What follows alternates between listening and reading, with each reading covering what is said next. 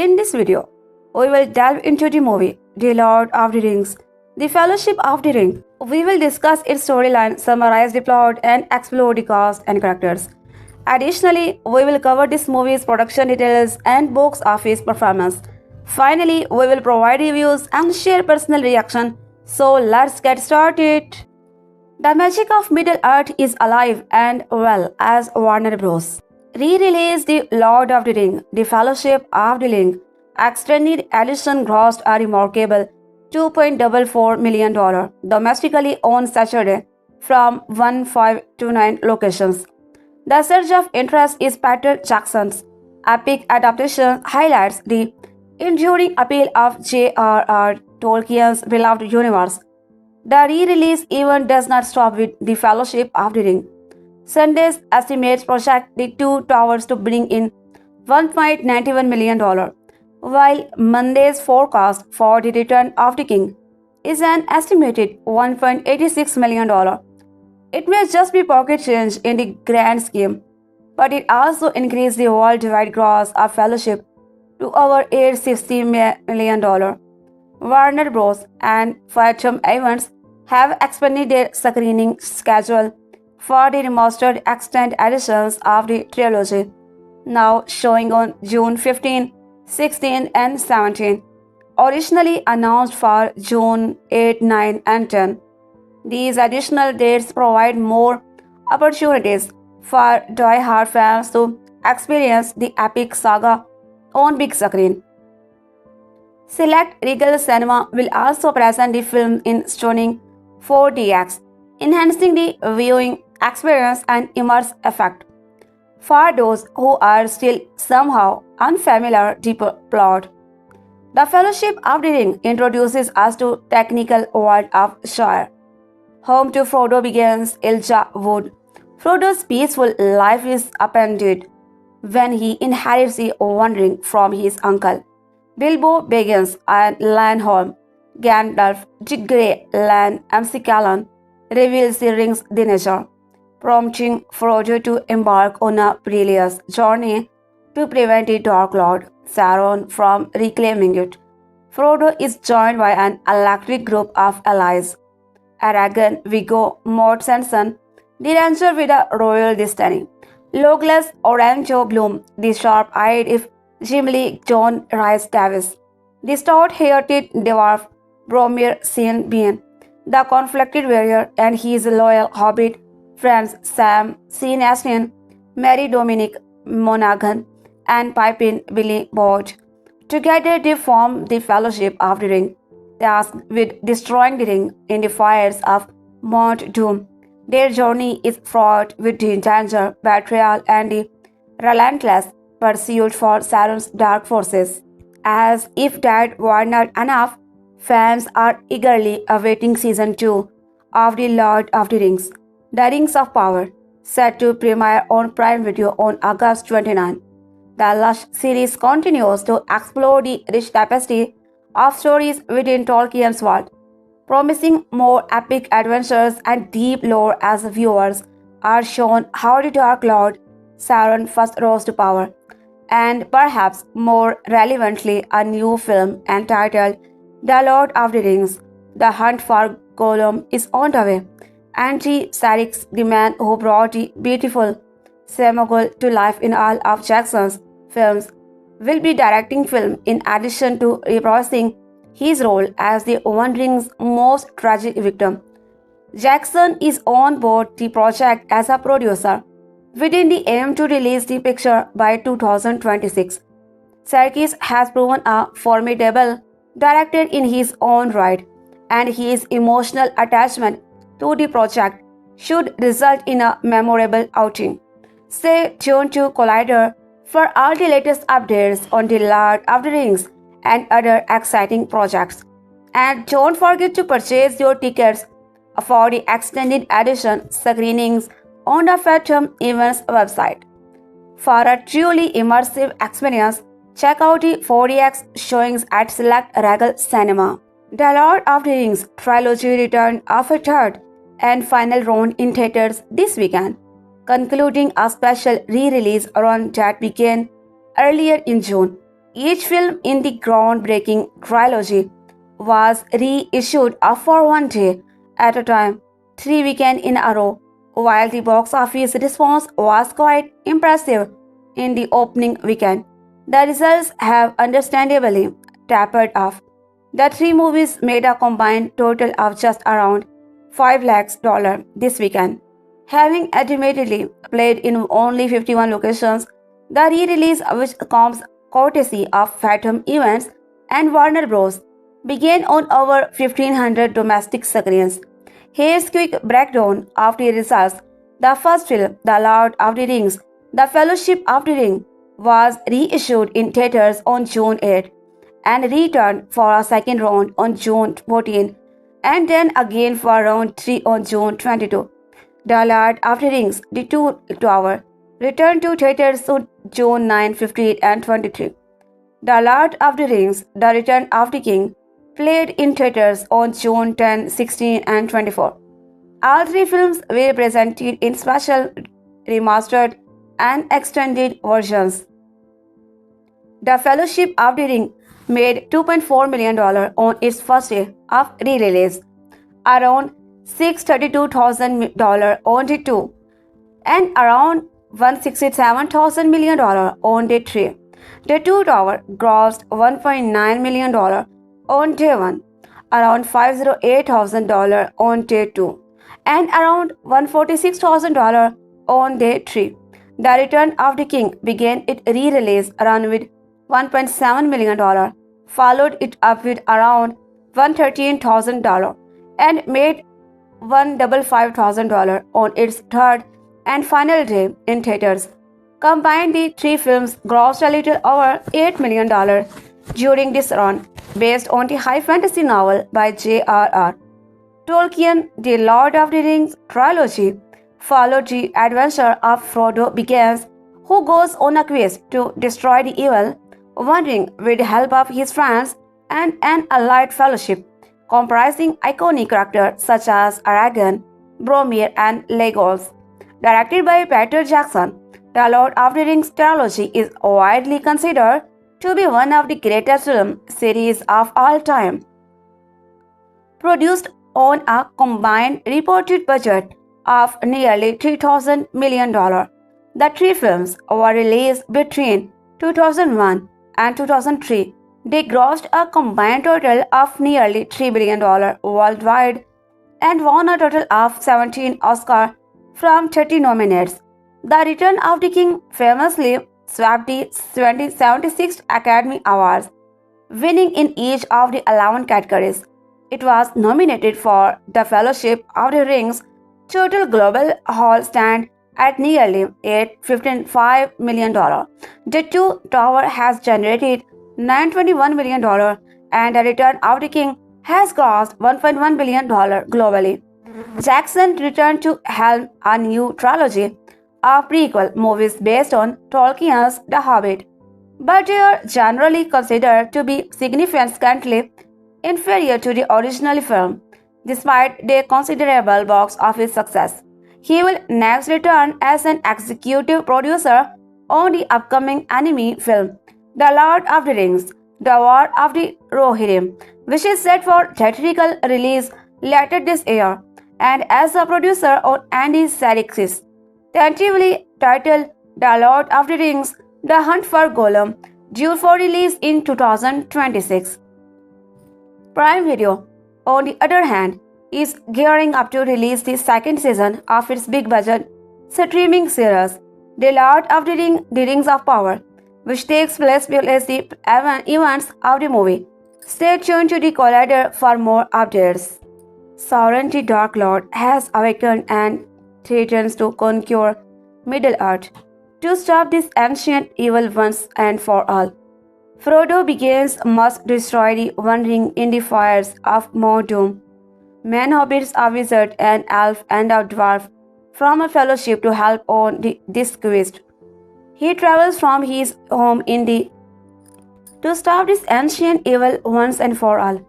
Frodo Baggins must destroy the One Ring in the fires of Mordor.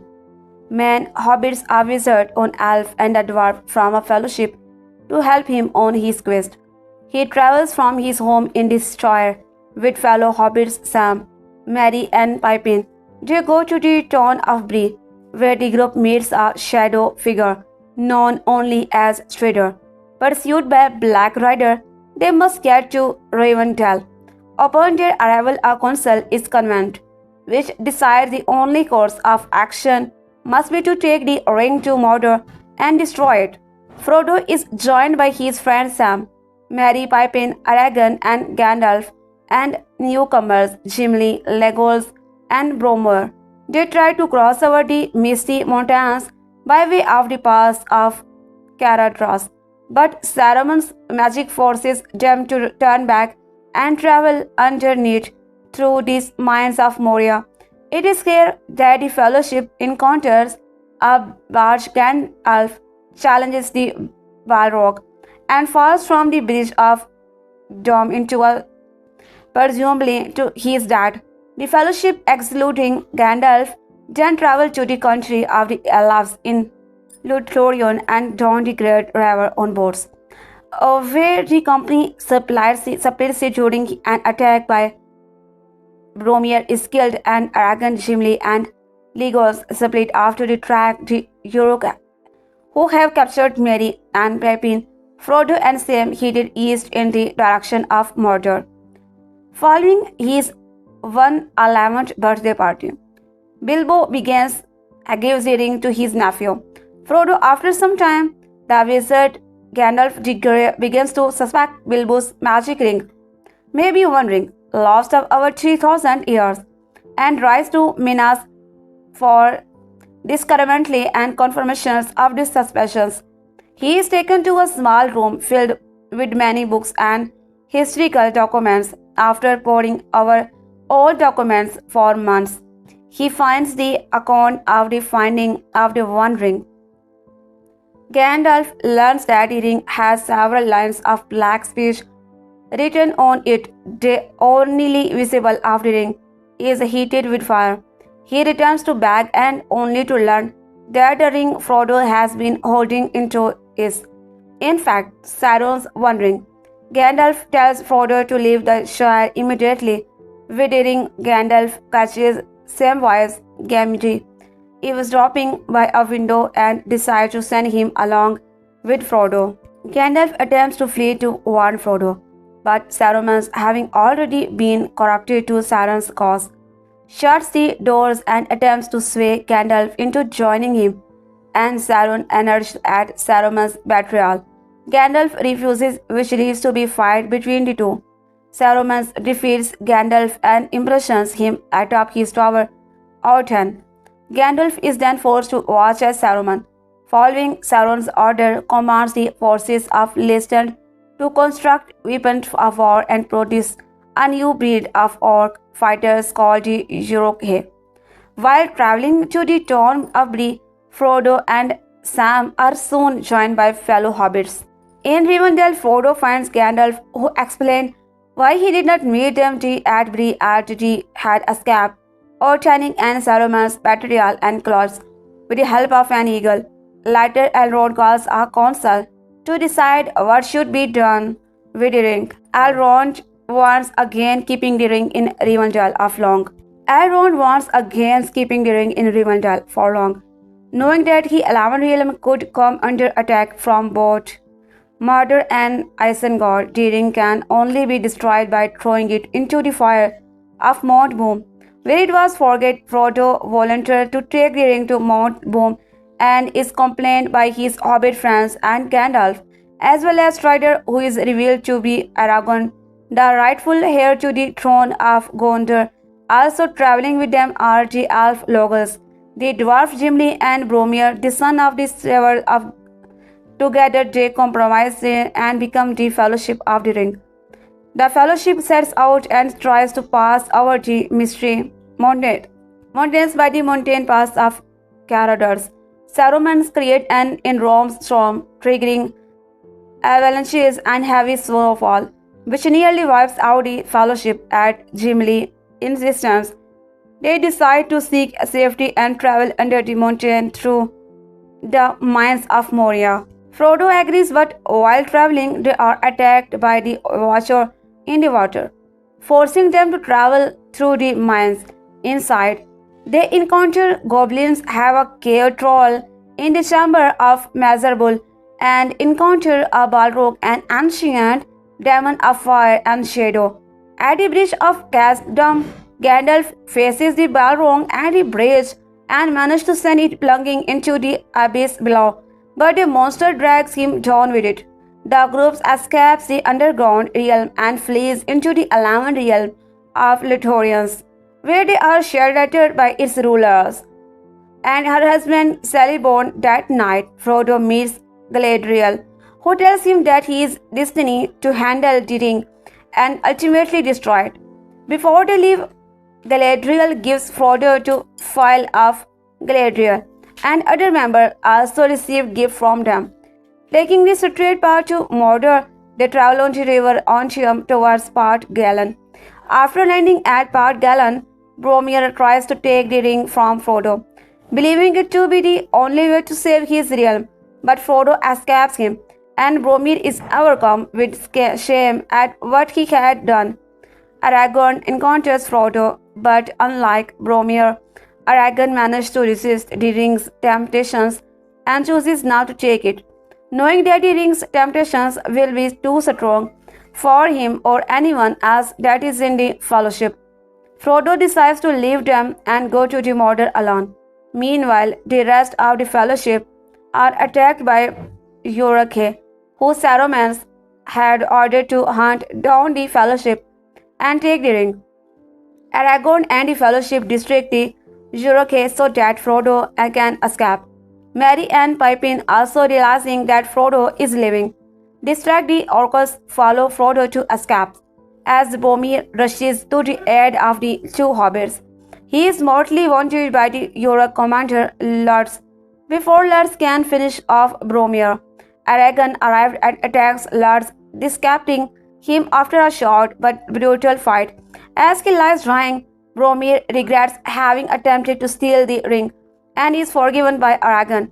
Merry and Pippin are recaptured, prompting Aragorn, Gimli, and Legolas to begin their pursuit of the orcs with the intent of rescuing the hobbits, leaving Frodo to continue his quest. Frodo returns to the banks of the river and begins rowing across when Sam appears and swims out after him. Insisting he has promised Gandalf he would look after Frodo, Frodo accepts Sam's presence, and together they continue their journey to Mordor through the hills of Emil. Much of Thomas Giblin's childhood was spent playing Minecraft. Does the new movie adaptations do it justice? I have adored Minecraft, the open world sandbox video game where you can build whatever you want. Ever since I was a speakly faced, speaking haired, social awkward kid, I spent all my lunchtimes and countless late nights crafting a new vision for my life and the world. My greatest in-game accomplishment were the construction of a fully functioning lighthouse and a Gaines roller coaster that spelled out Happy Mother's Day. The 14-year-old me would have been shocked to find his future self at the Aurora premiere of the Hollywood adaptations of their beloved game this week. But there I stood, a forlorn adult, waiting with my friends in a snacking queue. If being at a movie premiere was not shocking enough, it would have further blown that teenager's mind to learn that the blockbuster adaptations of Minecraft was filmed right here in Ontario. As a proud Kiwi cast and crew of a Minecraft movie murmured with excitement, I was quietly filled with a sense of dread. Despite my affection for the game, the movie's red flags I had to ignore. It had been over a decade since plans for adaptations were first announced by the game's creator Marcus Notch Pearsons, who shortly afterward expressed his support for misogyny, transphobia, and white nationalism publicity on social media. Despite Pearsons' controversies and the first director departing due to the creative differences, It should have not come as a surprise that a Minecraft movie has been trapped into developmental purgatory. Minecraft has no set quest, stories, or characters to pull from. There is suite of different game modes to choose from. Every experience of Minecraft varies widely. How do you adopt that into a film that players recognize and relate to? A Minecraft movie starts out in small town Idaho, where the once great gamer created the garbage man Jason is on the verge of being evicted from his vintage game parlor. Young aspiring inventor Henry Substain Hansen stumbles through the door with his sister Natalie, a struggling social media executive who strikes up a friendship with Dawn, the local writer whose side hustle is a mobile zoo. Before long, Garrett and Henry inadvertently transport themselves entirely and John to the overworld, aka the Minecraft world. Upon their arrival, they are received by staff Jack Black, a pro of this world who must safeguard this merry and band of misfits as they journey across Minecraft's perilous biomes. The whirlwind of expositions all happens in mere minutes, but among it sometimes unexpected appears. The grandiose Huntley Power Station has been transformed into a potato chip factory with a giant Pringles-style mascot atop it. Even in this madcap green screen Minecraft world shines through when the threatening tenor of antagonist, the evil piglins, Queen Malgosha Oracle House, rings out. I have expected her to say she will be right. As a long-time fan of the game, I was ready to be disappointed by a Minecraft movie. But when the market dotted around the theater begins to gasp in awe, something changed. As the film's heroes worked together and fought off Malgosia's horde of piglins using the creativity and self-expressions that the Minecraft world empowers its own players with, I came to realizations it was time to pass the baton of Minecraft to those who now need it more than me. A Minecraft movie is far from perfect. It has a non-setting amount of candy, colored CGI, and Jack Black delivers one of the unfunniest performances I have ever seen, hamming things up to a tedious degree. Is exhaustively name drops, mechanics, tools, biomes, and mobs are from the game, but stays too focused on the punchline of a mildy, humorous gag or nonsensical song to properly explore why each element of Minecraft is so special. For a game containing limitless possibilities at your fingertips, a Minecraft movie could stand to be more creative in its storytelling. Instead, the film is low-stack but fun-filled spectacles with a surprisingly endearing and earnest celebrations of creativity and self-expressions at its heart. If any family friends Hollywood film to going to make millions of the hot to of clinical toy in merchandise, at least one this has a message. One of the year's most anticipated shows returns with a dash of brains, splatter, a dollop of human heart, and a focus on the troll of terrible decisions. The first season of The Last of Us ended with Ali Bella asking Joel Pedro to swear that everything he has told her about the Fireflies is true. Driven by protective instincts, Joel lies he did not shoot up a hospital or his former comrades and still away to let correct moral instinct Geo paradise it all. Season 2 opens with a repeat of that scene and then casts a forward 5 years. Jolie's life was the crescendo of a season that rolled out scene after scene of spur of the moment but fraught decisions making. Surviving in post-zombie apocalypse world breeds moral ambiguity, haunting all who have made terrible decisions to keep themselves and others alive. 5 years later, Joel is carrying his lie heavily. Ellie is now 19 and constantly pissed off at him, and his protective volume where a frontier town of the unfacted has risen. The town was built for real north of Vancouver. Regular patrols keep the settlement safe from the infected hordes. Beyond the gates, Ellie and her friends Dina take part and fire rounds of ammunition into the heads of the undead, picking them off one by one. The refuge of the gated settlement and the 5 year jump offer viewers the promise of respite after our leads spent most of season 1 on Titan, but volatility and vulnerability are apparent early in the first episode.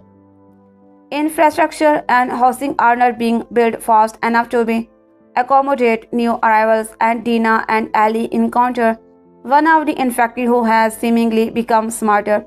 Whiskey and weed are freely available, suggesting the potentially explosive masking of true feeling, post-traumatic stress and tension. At a town celebration during in the New Year 2029, a rupturing of the false sense of the security is foreshadowed when a man yells "Dykes" at Ellie and Gina after they kiss on the dance floor. We know something resembling an American civilization has been rebuilt because the town has a therapist, Gail O'Hara, rather sharp but wanted spade in weed and adds whiskey to her thirstful and dirty. Joel is seeing her regularly, but after 5 sessions, Joel tells himself he is constant, complaining about Alice shutting him out is bullshit and that they should try something different, like not pretending you have the most boring problem in the world. Joel leads the charge by revealing that Joel killed her husband and she hates him for it. O'Hara is great in this role. She speaks with real malice towards Joel but is not bitter, positioning her monologue about her hatred as an example of how to say something real out loud. When survival as a species is not guaranteed, O'Hara's Joel seems reluctant to waste time on the nice tries of the old world. O'Hara's long history of improvisations brings warmth and depth to her directions in a role that could be one dimensionally, finally, fluently in someone else's hands. As always, Ramsay is the steel core of the show. She takes the edge leap in her stride, adding a justified petulance and knowing frustrations to ally. Labeling her the mesa of the show is a byproduct, but Ramsay maintains a balance between the insecurity and innocence required for a 90-year-old character. With the weight of her unknown fate against Pascal's aged up Joel, she seems to be the wiser one, even if she is not in full possession of the facts. Since the last season ended, Pascal's star has grown brighter. He is bona fide a list actor and internet daddy, and thanks to his flirtations with gender-fluid fashion, brings an easy quality to the sometimes boring conventions of being a male sex symbol. He settled back into the role of weird Joel well enough, but the season of him acting purely in response to the mirror Ellie holds up could also weary viewers. The Last of Us flipped the script on the unsuspecting last year. These unfamiliar with the video game who signed up to watch a dystopian zombie show were shocked when one of the best stand-alone episodes in recent television history hit the screen in episode 3. Debate among nerds is still raging about whether it's bottle episodes. The episode, which spanned 16 years of a love story between Bill Nick Offerman and Frank Murray Bartlett, earned Offerman an Emmy of Outstanding Guest Actor in Drama Series. It was emotional and gut-wrenching. It's the episode that fair weather fans of the show still talk about. She It should not have surprised people as much as it did, but it did firmly afflict the prestige television still on show that undoubtedly suffered from the snobbery that comes with being based on a video game. It was an early signal that the show was never about the undead anyway. The season 2 looks like it will maintain a narrow focus on the consequences of terrible decisions, moral inequality, and the weight unimaginable trade-offs adds to human existence. That, and some criticize sentimentally, has always been at his show heart. There are still zombies to shoot, and peril is everywhere, but bubbling away beneath it is cost to the living when survival is the name of the game. But even now, the likes of Uncharted and Broadlands have disappointed. Thankfully, our Minecraft movie does its level best to bring us the joy of this wildly popular 3D sandbox game. Our 300 million units sold and counting.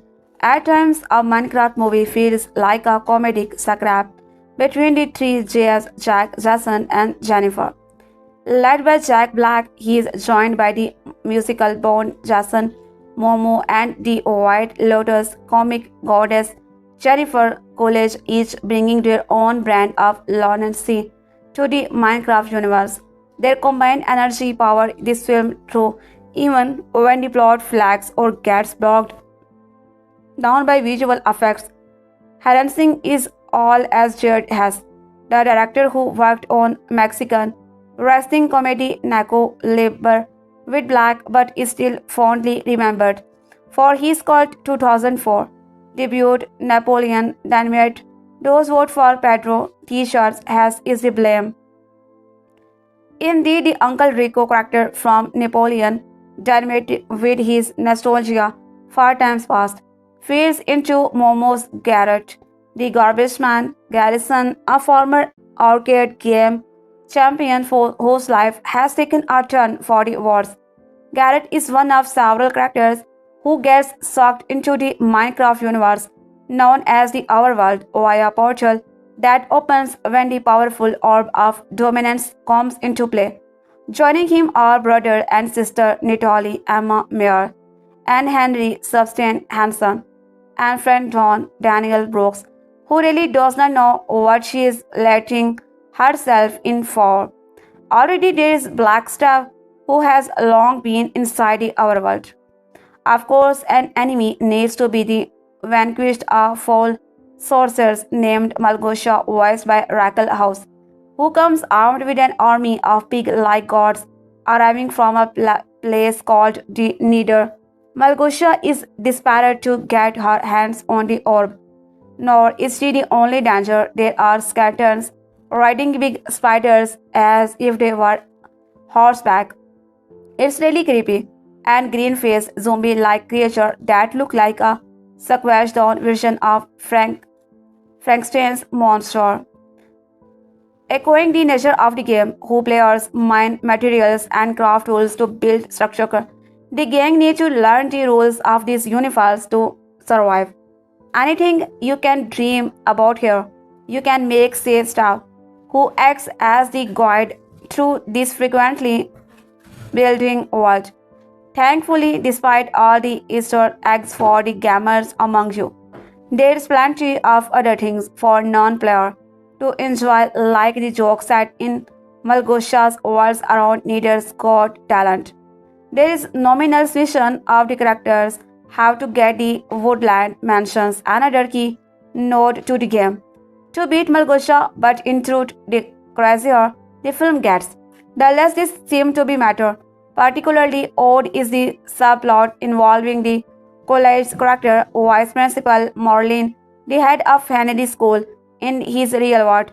She runs our once Minecraft villagers, who gets sucked through the portal. Then, in a bizarre twist, divorced Marian is going on date with him in a restaurant. The cult of college will only surely get bigger with this. With Jack Black going full then sagacious day. Yes, he sings. Any long-haired Momo looking amusingly lame in retro outfits, leather jackets with tassels. There is something quite lovable about a Minecraft movie.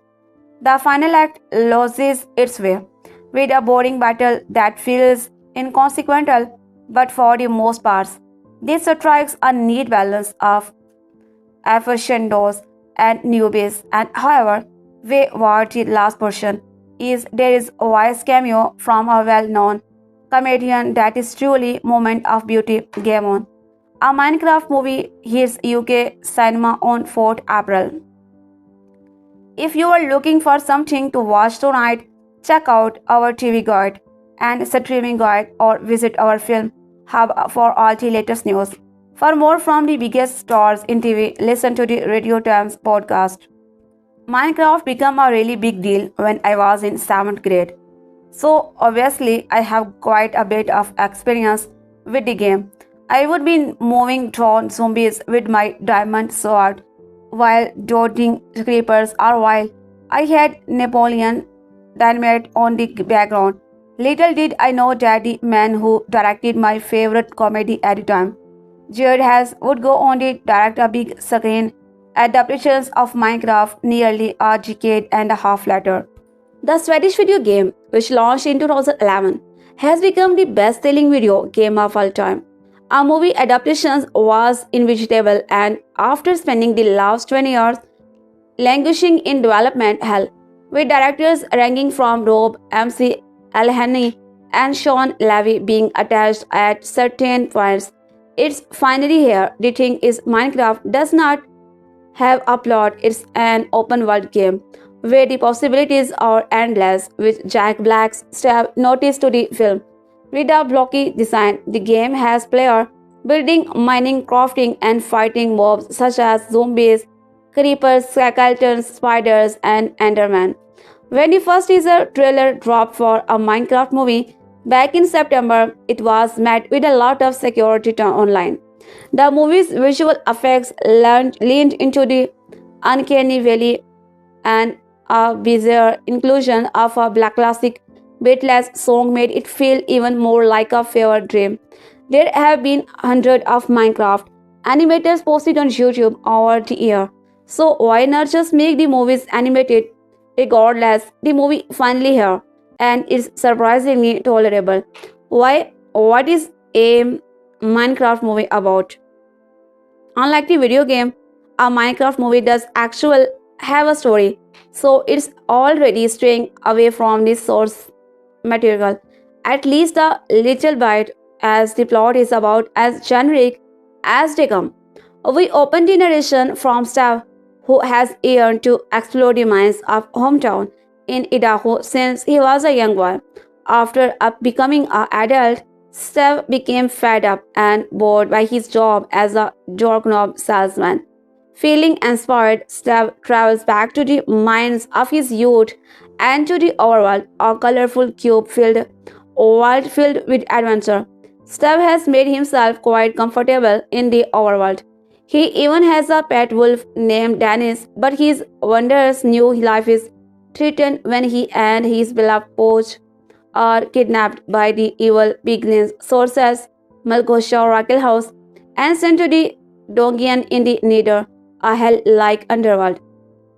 Sometimes later, young Henry Substain Hansen and his sister Natalie Emma Mayer have moved into the Steve old hometown after their mother's passing. While creativity gifted, Henry fails to make any new friends outside the well. Past his prime, Garrett, the garbage man, Garrison, Jason Momo, a former pro gamer, who is struggling with financial woes, including being on the verge of his shop being shut down and being ripped off at a storage locker occasion after Garrett acquires a mysterious glowing cube. He, Henry, Natalie, and the animal-loving real estate agent Don Denali Brooks are transported into the overworld, where they finally meet Steve. Together, this band of misfits may just have what it takes to take down Malgosha once and for all. Meanwhile, in the real world, Melrain, Jennifer Golidge, the vice principal at Henry's high school, falls in love with a villager who has escaped from the overworld. In an out of place, bizarre subplot that proves to be somewhat amusing. Whether or not you like a Minecraft movie solely depends on the two things: your age and your experience with the video game. If you have been left puzzled by the trailers and have very little familiarity with the game, I will save you the time.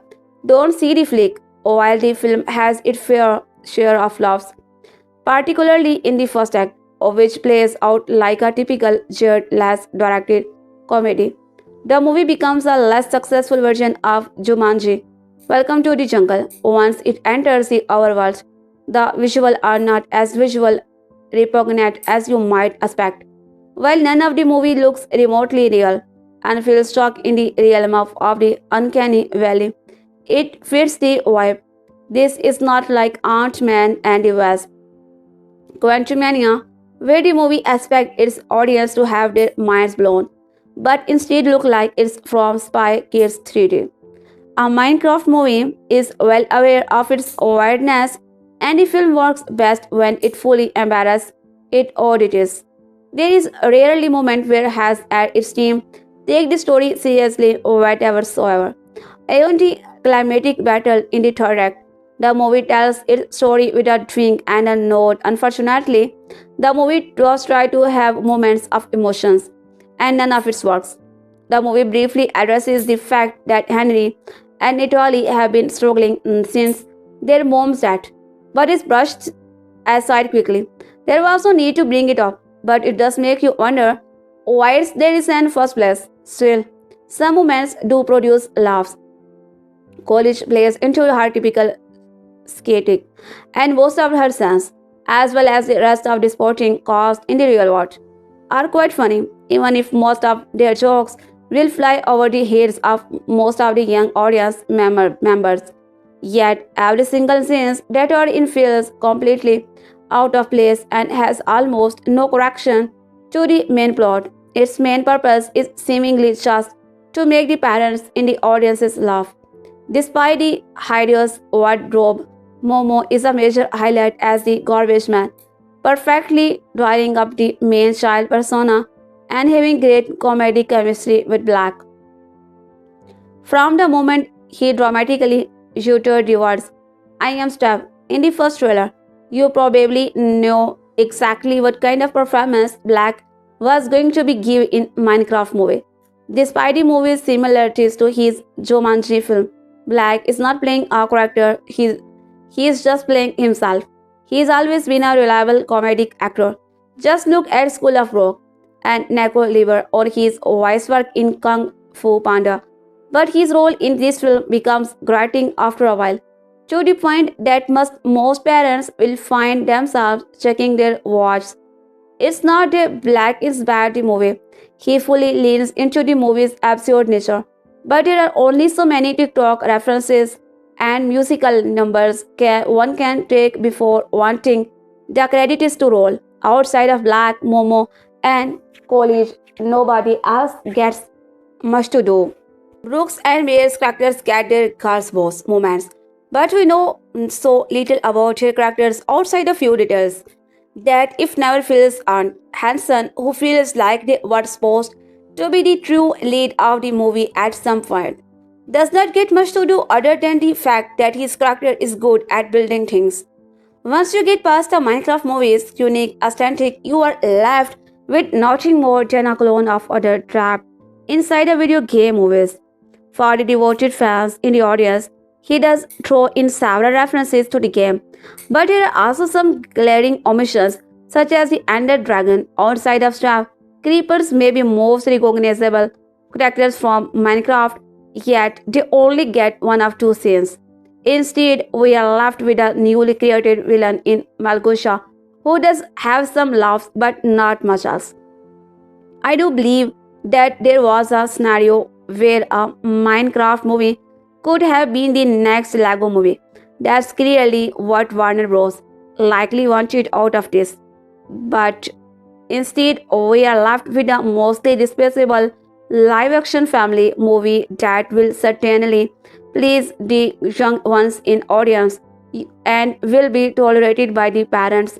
This could have been for hosts, but that does not make it very good either. If this came out when I first go into the Minecraft, I would likely have been connected with it much more. But as an adult, I recognize that this one was not for me, and that's perfectly okay. A Minecraft movie is now playing in theaters. Since J.R.R. Tolkien published his mighty adaptive epic in the 1950s, its influence has got everywhere in popular culture, in game, with fantasy genre, and for a while, of course, in music. Peter Jackson's revamped screen version of Tolkien's first volume, The Fellowship of the Ring, resemblable from certain angles, not into so much as 178-minute electric mandolin assault. Obviously, the stately texts that Tolkien taught at Oxford have crashed further out of fashion than ever. Tolkien's own imitations have simply supplanted them in the canon. Do fans of Lord of the Rings go on the gobble up Limorte, Daughter, Trolls and Chrysocides, or perhaps Sir Gawain and the Green Knight in Professor Tolkien's own Magistrial? It's still free to read. This is not a paywall. We are committed to keeping our quality reporting open by registering and providing us with insight onto your preference. It's been roughly 11 years since I first watched The Lord of the Rings, The Fellowship of the Ring. I never pressed play on the sequels. Devout readers know my difficulty with the fantasy genre. I am always within arm's reach of appreciation and almost exclusively removed from obsession. I am sure I will get some mail from people demanding I watch the extended editors. Maybe one day down the road, but I know I needed to tackle arguably my biggest blind spot as film critic as well as viewer initially witnessed them. What can be written about J.R.R. Tolkien's Lord of Rings trilogy, book or movie? It's one of the most revered trilogies of all time, and Tolkien remains one of modern fantasy's founding fathers. Film criticized James, while The Lord of the Rings may not be the longest or most complex fantasy series to date, it remains the standard against which all similar works are measured. Based on Tolkien's novel, published in 1954, 17 years after The Hobbit, The Fellowship of the Ring begins the peaceful countryside of the Shire on Middle-earth. It where Bilbo begins Landholm and celebrating his 111th birthday among us his fellow hobbits. In attendance as Frodo Iljawud, and here to be Bilbo's fortunes along the Gandalf, the Grey land of Sikalan, a wizard and mentor to Frodo. Bilbo is in possession of the One Ring created and once utilized by Dark Lord Sauron. Salabagger is an attempt to conquer Middle-earth. During his birthday celebration, Bilbo gives it to Frodo, who learns of its dark and troubling history from Gandalf. The ring itself has the power to corrupt his sphere. The therefore must be destroyed. With the help of Gandalf, Frodo, along with his friend Samwise, Sean Astin, a ranger named Aragorn, Viggo Mortensen's Boromir, seen being a son of the stewards of Gondor. Broking no argument, history should quickly regard Peter Jackson's The Fellowship of the Ring as the first installment of the best fantasy epic in motion picture history. This statement is worthy of investigation for several reasons. Fellowship is indeed merely an opening salvo, and even after 3 hours in the dark, you will likely exit the cinema ravenous with anticipations for the further 2 parts of the trilogy. Fellowship is also unabashedly rooted to the fantasy genre, not to be confused with the techno-cool of good science fiction, nor even the cutesy charm of family fare like Harry Potter. The territory of Tolkien is clearly marked by goo and goblin and gobbledygook. Persons with an aversion to lines such as to the bridge of Hasdrum are as well to stay within the Shire like comforts our home, dear loss. With their caveats in palace place, it bears repeating. Fantasy does not come final. There are electrifying moments, notably the computer-assisted swooping camera through Isengard is transformed into a factory for evil. When Jackson's flight of fancy approaches the sublime as the romantic poets would understand it, inspiring awe. Leaving aside the thorny issue of Tolkien's diehards and their inevitable griefs, what no Tom Bombadil, Jackson's screenplay, written in collaboration with Fran Walsh and Philippa Boyens, is both bolder and more judicious than Stephen Clove's surprisingly triumphant retreat of Harry Potter, in particular rescuing the romance of Araman and Aragorn from the footnotes and the elevations of Saruman to all action. Bad Boy actually has a corrective influence on Tolkien's often oblique and female sparse source material. There are problems. The 3-hour running time is high on incident and lone, discernible form.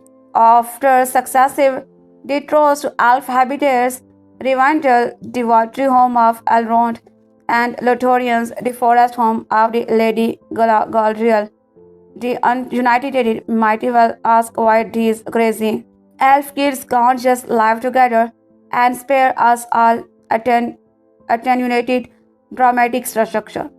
More importantly, the action clearly climaxes in the disparate flight from the ruins of Moria, where the largely seamless SFX is showcased in the best possible light.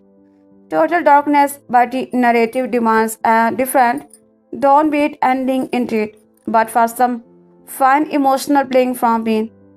Mortensen, Astin, and Wood, the final fight might feel like a particularly brutal game of paintball. Is Bluebell Wood, but then the real battles are yet to come. Blockbuster to Shame Fellowship is impeccably cast and constructed with both care and patience. This is a labor of love that never feels labored. Emotional range and character depth ultimately take us beyond channel limitations, and it's a train and Mr. Potter. I don't know about these light up. That was until 12 a.m. on December 9, 2001. After a long wait in line, finally go to my seat in the Sony Metron IMAX theater in Downtown San Francisco to witness what many critics had claimed to be impossible of almost 50 years, a live-action version of J.R.R. Tolkien's The Lord of the Rings from the original internet review. From the original internet preview so long ago, it had been a torturous wait that was made even worse a few short months before the premiere of the film. Earlier that year, we had the chance to view the 20 minutes of footage that New Line cut together for the Cannes Film Festival. It featured a montage of never-before-seen footage and dialogue leading up to the Moria sequence, where to the first time we were able to see fully complete effect sequences and listen to Howard Shore's complete score. The Moria sequence was complete from Valiant's Tomb all the way up to the first reel of the Balrog set. The New Line decided to torment viewers even more by then showing 5 minutes of footage from both the Two Tower and Return of the King, which ended with a shot of Frodo and Sam at the cracks of boom, right as Frodo is about to lose in the ring. Nonetheless, the footage renewed our hopes that Fellowship would not be a disaster.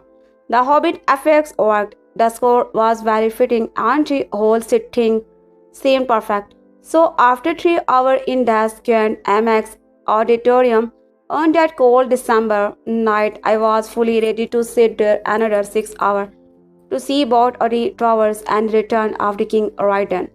But I know that it would be another year until the second installment, and I know that the next year would be a torturous wait, and it has been. The Two Tower is still about 4.5 months away, But Fellowship of the Ring is finally here on DVD, so all of us freaks can watch it on a continuous loop until December 18th. This initial release of the Fellowship of the Ring is the 178 minutes. Will release an extended cut of the film that includes roughly 30 minutes of additional footage.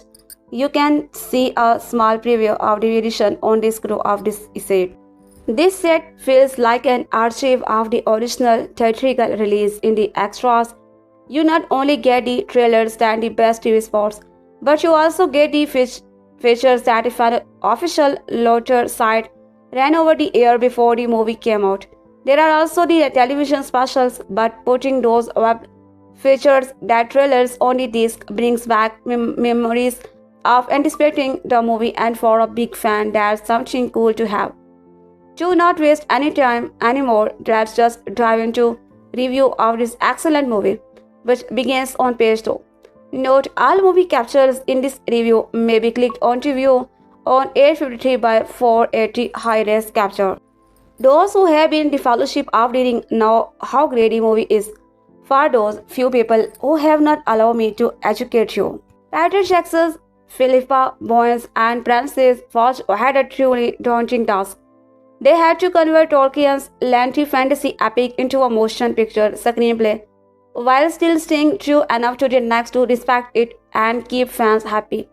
And with the Fellowship of the Ring, they did a pretty amazing job. There are changes sure as it true is possible to completely translate the entire text of the Lord of the Rings into a coherent screenplay, let alone just one third of the story. But the change that they made are completely sensible and don't harm the spirit of intention of the story in any way. We don't have them bombardly urban roles has been expanded greatly, and there are many other small changes to the story to make it flow as a movie should, especially since this first part of the Lord of the Ring is the slowest. But the things they added in are great. You actually see things are in the films that are one mentioned in the books. One example is when Gandalf leads to Minas Tirith to read the account of Isildur, and moving Boromir's that from the beginning of the Two Tower to the end of the Fellowship is a great change as it would have been a bad way to start the second movie. It's not word for word, but it's pretty close. All of the important dialogue is spoken in the movie, and some of it is exactly as it appeared in the original text. There are even little mentions of the hobbit, such as where Bilbo is recounting his adventure with the three trolls to some young hobbit. And later we see the three stone trolls after Frodo is injured by the ring wraiths. The movie opens with a great 8-minute introduction that gives the history of the ring to those who are not familiar with the story, and then continues into a 3-hour adaptation of the Fellowship of the Ring that's so true to the spirit of the original text that no fan can really be disappointed. Actually, I don't see how anyone could be disappointed. As much as I like Star Wars, I think that The Lord of the Rings truly gave some people one day were hoping so to see in the new Star Wars movie. It's a classy story with good versus evil, with a very strong sense of dread. The love story is not overplayed, characters are fleshed out perfectly. There's action, suspense, and sorrow. It's true epic that does not lose its sheen even after multiple viewing. That's as strong as the script and directing in the film. It still lives and dies on the cast. Millions around the world know these characters, and they had to have been cast perfectly. Thankfully, they were.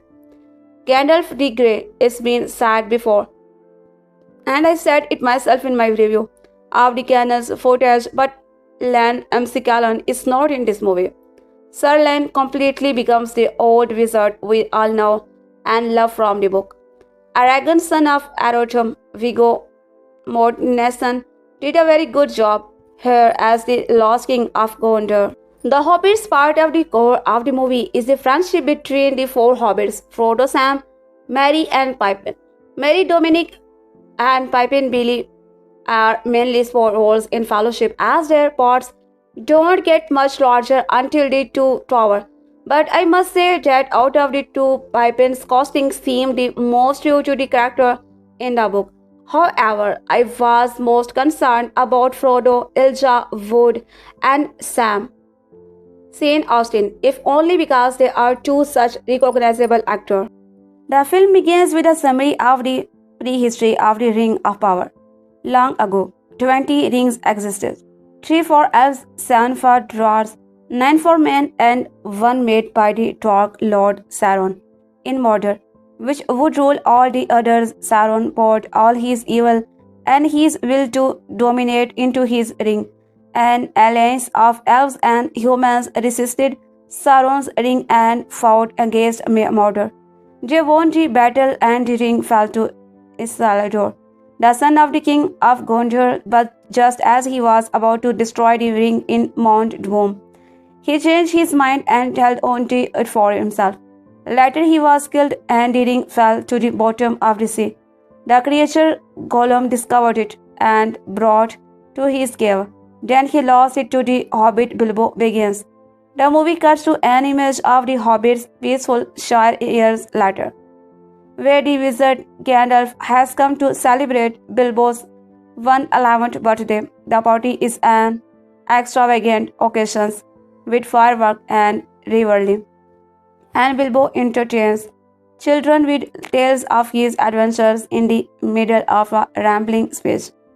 However, he puts on the ring, which makes him invisible, and runs to his house to pack his things and leave the Shire. Gandalf meets Bilbo back in his house and tells him to must give up the ring.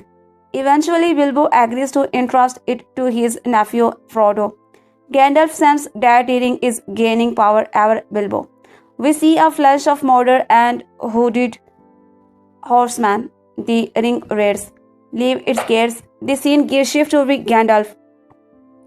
The party is an extravagant occasion with fireworks and revelry, and Bilbo entertains children with tales of his adventure in the middle of a rambling speech.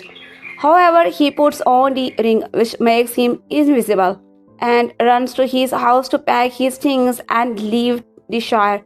Gandalf meets Bilbo back in his house and tells him he must give up the ring. Eventually, Bilbo agrees to entrust it to his nephew Frodo. Gandalf senses that the ring is gaining power over Bilbo. We see a flash of Mordor and hooded horseman. The ring leaves its gates. This scene shifts to Gandalf, who rushes to a library to sift through ancient scrolls. Only then does Gandalf realize that the ring is actually Sauron's ring. Gandalf explains to Frodo that the ring and Sauron are one. He longs to find it and longs to find him. Gandalf has learned that Sauron has kidnapped Gollum and Gollum has revealed that Bilbo has the ring. The ring must leave the Shire or it will endanger all the hobbits.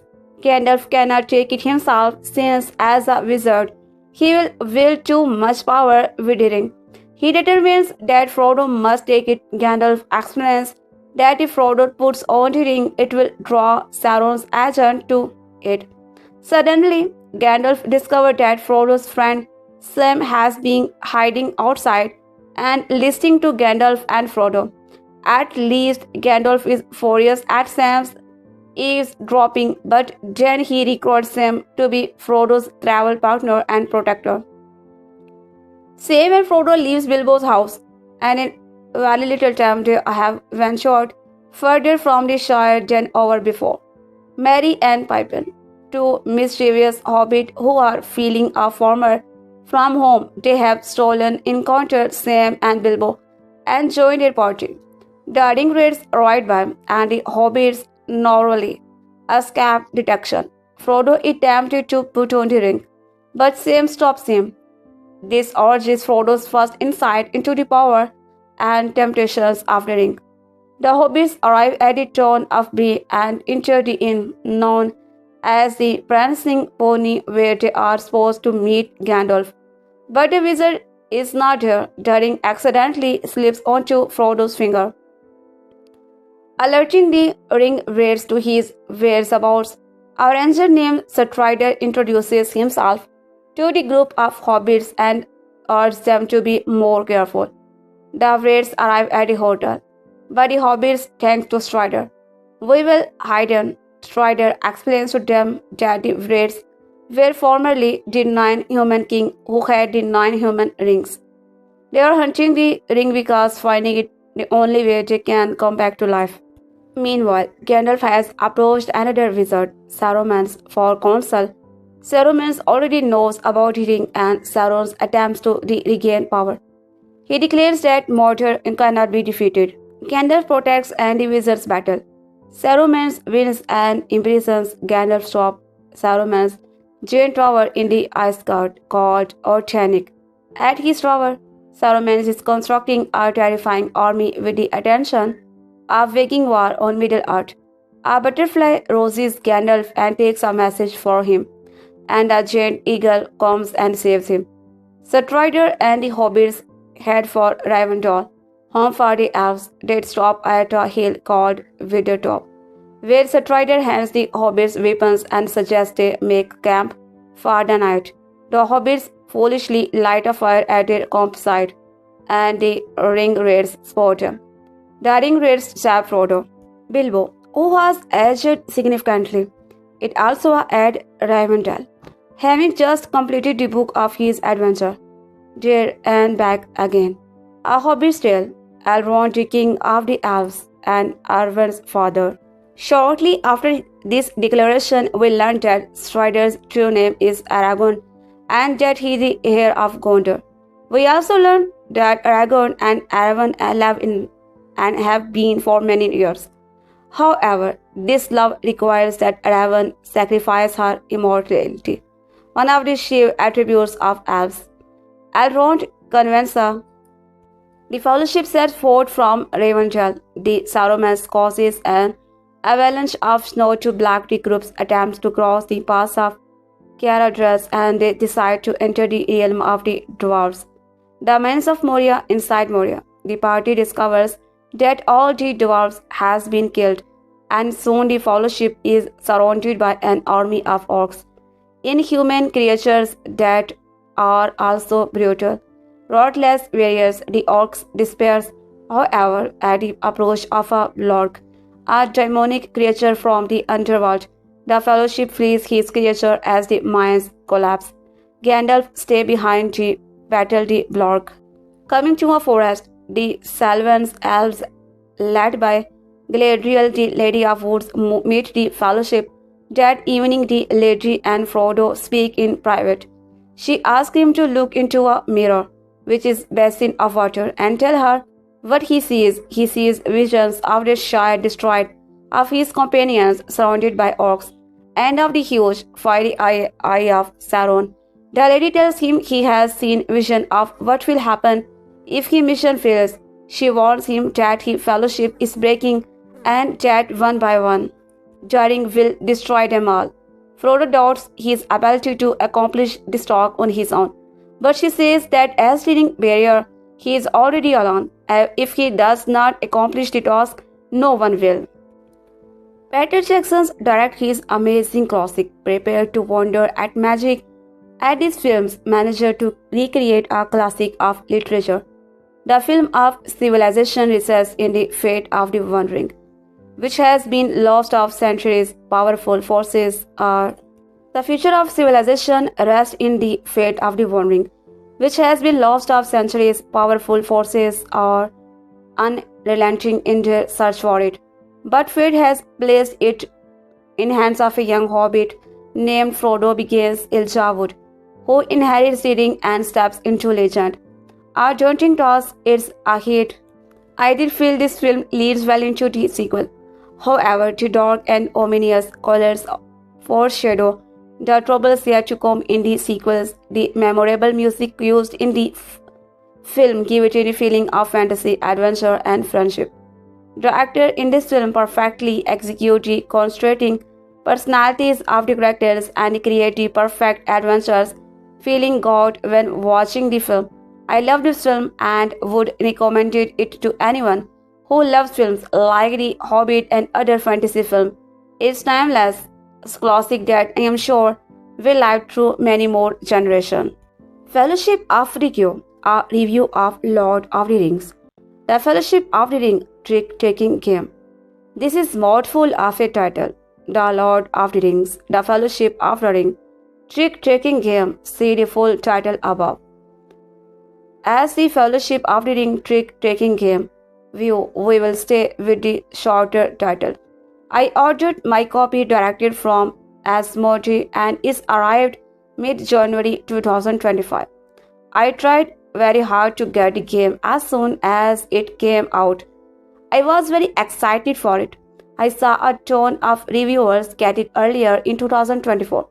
But as a plain old boring playing customer, the earliest I could get my copy was straight from Asmodee's website in January 2025, after pre-ordering it back in November 24. So, what is this game? It's a small box game for 1x4 player, age 10 plus with a listed playing time of 20 minutes.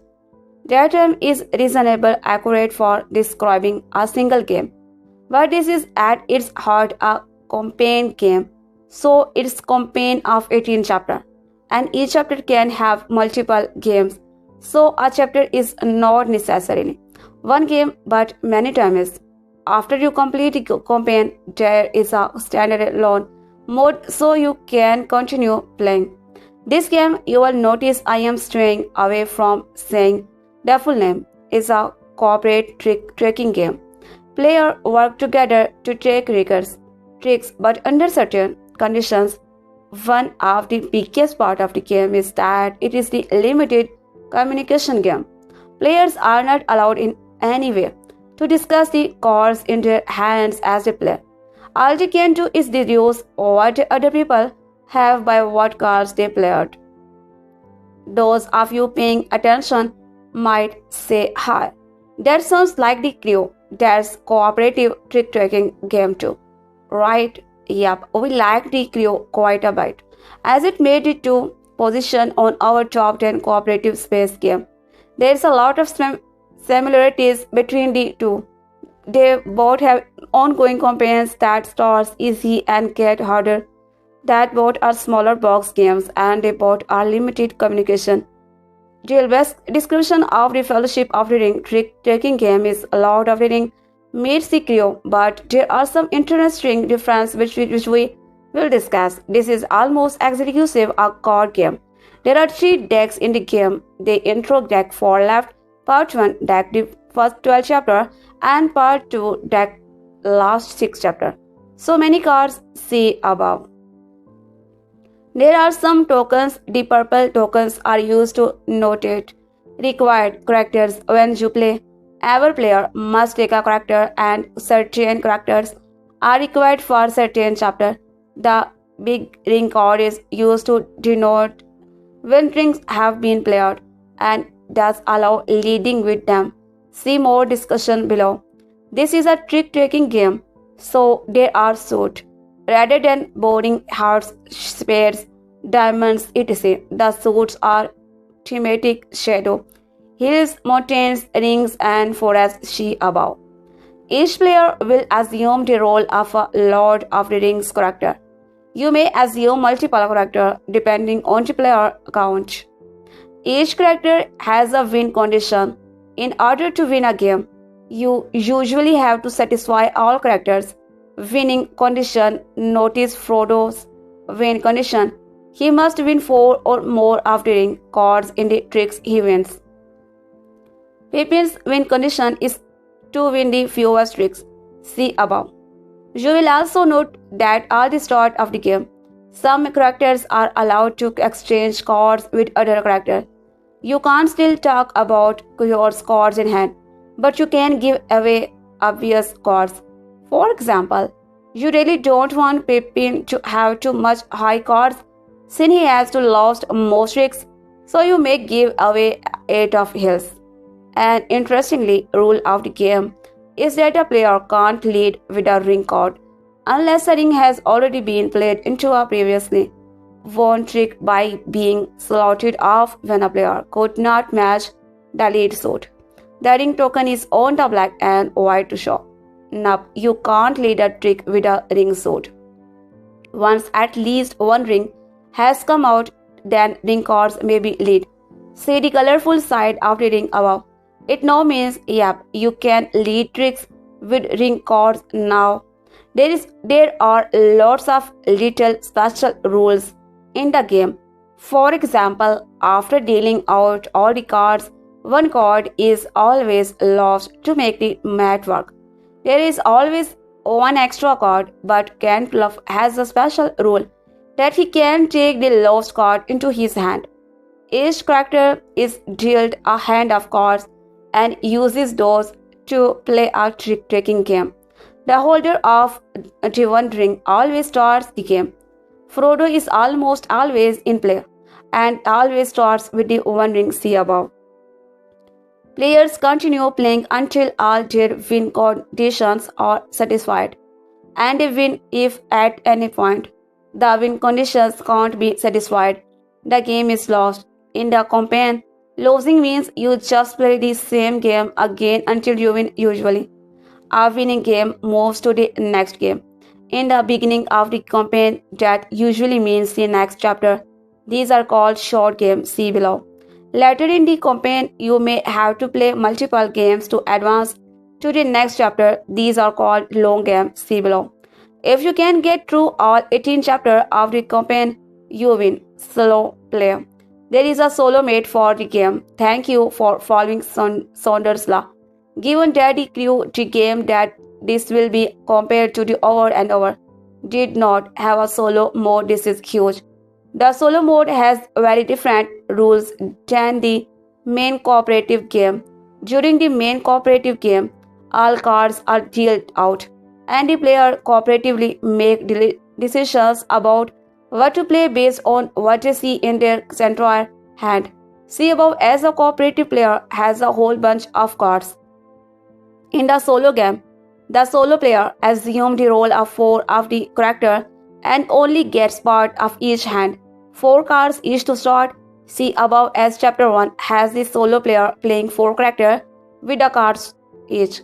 Each character gets 4 cards, see above, and will get a new card after a trick is taken. So the solo player has to decide how to play cards based on seeing all the characters, but not all cards per hand. So this is a solo mode which requires the solo player to cooperate 4 characters. Normally I worry about the intellectual overload, the context switching between characters, and general maintenance, but it's really not an issue here. Each character is very simple to operate. They don't have special power. They simply have a special winning condition. It's really easy to look at the board see above and get a sense of what each other character should play. The solo mode requires you to look at all the cards in all the hands of all the characters and make decisions to achieve their win goals. That sounds daunting, but it really is not. You know exactly what each character will play. What you don't know for sure is what card each character will get next. The randomness in the solo game is based on what card each player gets next round. I never found this randomness too debilitating. I had a few games where the cards went against me, but it was easy to replay that game. Remember, this is 20 minutes game, so any randomness in the deals, even if I completely duck socks, will be over soon and you can play another game. Said another way, I did not think there was too much randomness in the game to make me dislike it. To emphasize the point that this is the easy game to get into, let me tell you that I played through the entire 18 chapter solo game. When I was sick, I was not at my best, but the trick-taking game is really easy to get into. Each game is only 20 minutes or so, so when I got tired, when I was sick, I could go take a nap and come back again. Let's be clear, even through the solo game is easy to pick up, easy to play, and easy to keep coming back to, there's still a lot of engaging decisions. Part of the reasons I liked the solo game so much was that it was engaging and distracted me from being sick. The amount of maintenance as to play the game is pretty minimal. It's real easy to play solo, but there is a lot of maintenance between games. Honestly, the worst part of the game is the constant shuffling. You need to make sure you do a really good job of shuffling the cards because a bad shuffle may cause you to lose the game. So I ended up doing a pile shuffle after every game just to make sure thing was well shuffled. As a solo game, this game is a huge win. It's easy to learn, easy to play, and engaging enough to keep coming back to. Like I said, I played the entire 18 chapter campaign solo when I was sick, and it was great. It's easy enough to play when you are distracted, but fun enough to keep you engaged.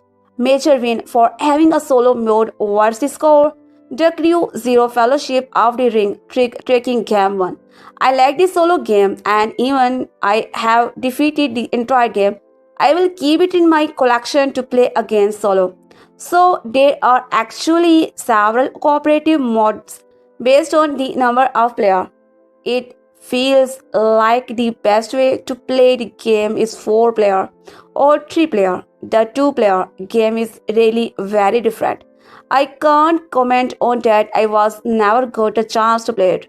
I have to admit the 2 player mode like very daunting. My 4 player group sat down and played 12 games, 8 chapters in one night over 3 hours.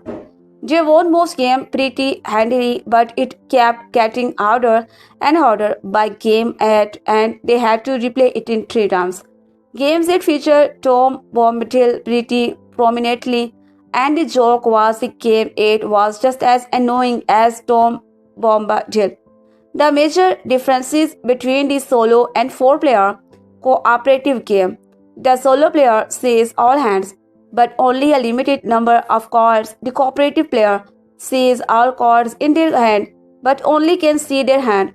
The limited communication rules are very clear from the rules book.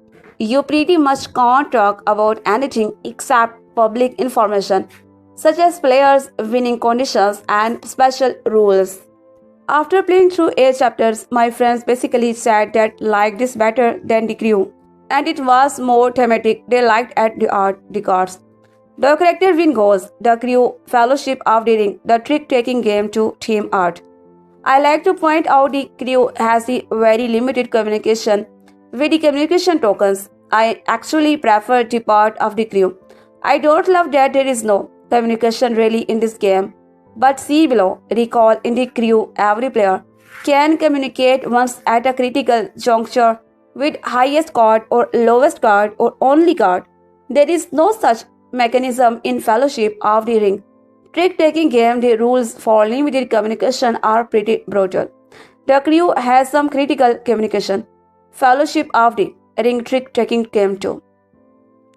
The Ring or One Ring to House rule team all.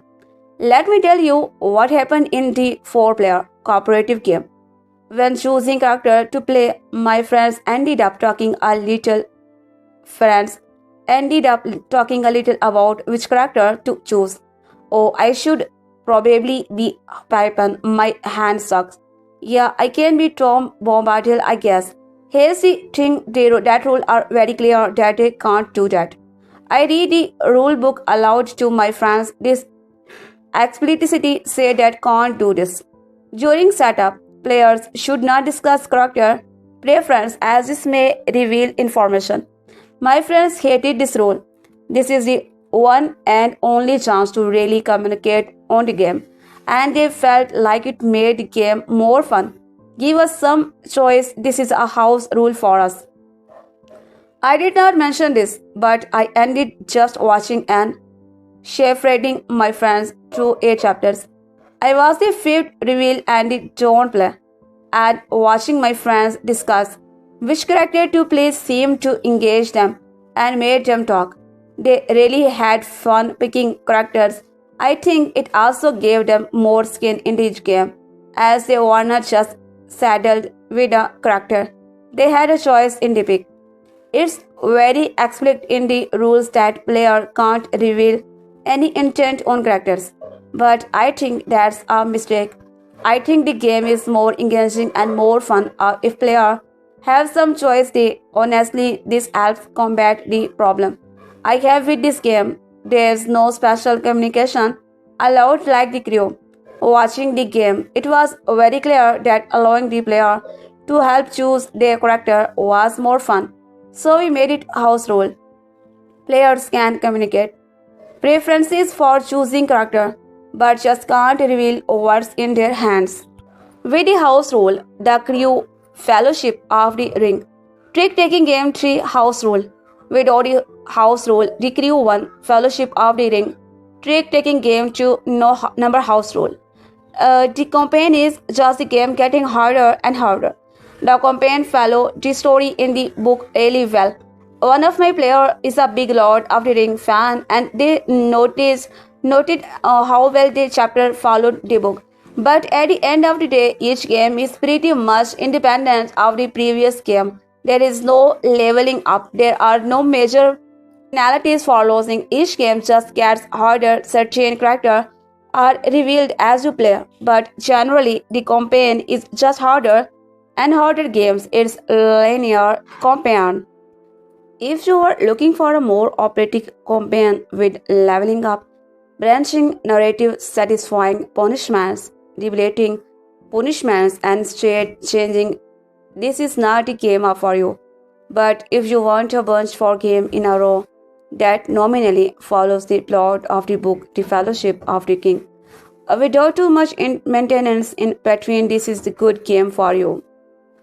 There are rules for playing the game after you finish the campaign. See rulebook above. Honestly, I would just rather play the campaign again. The campaign is easy to reset and setting up games. Post campaign looks messy. The art, this stained glass art for the characters was very thematic and very appealing. The art on the mountains, rings, shadows, etc. Swords was also very thematic. The art and theme is much more appealing in this game. Then the crew 1, Fellowship of the Ring, taking game 4 with house rule and art. The character art and win conditions were all very interesting. One of my players pointed out they liked that the win conditions changed every time, but they followed the characters. The crew is a little different in that the win conditions just a condition.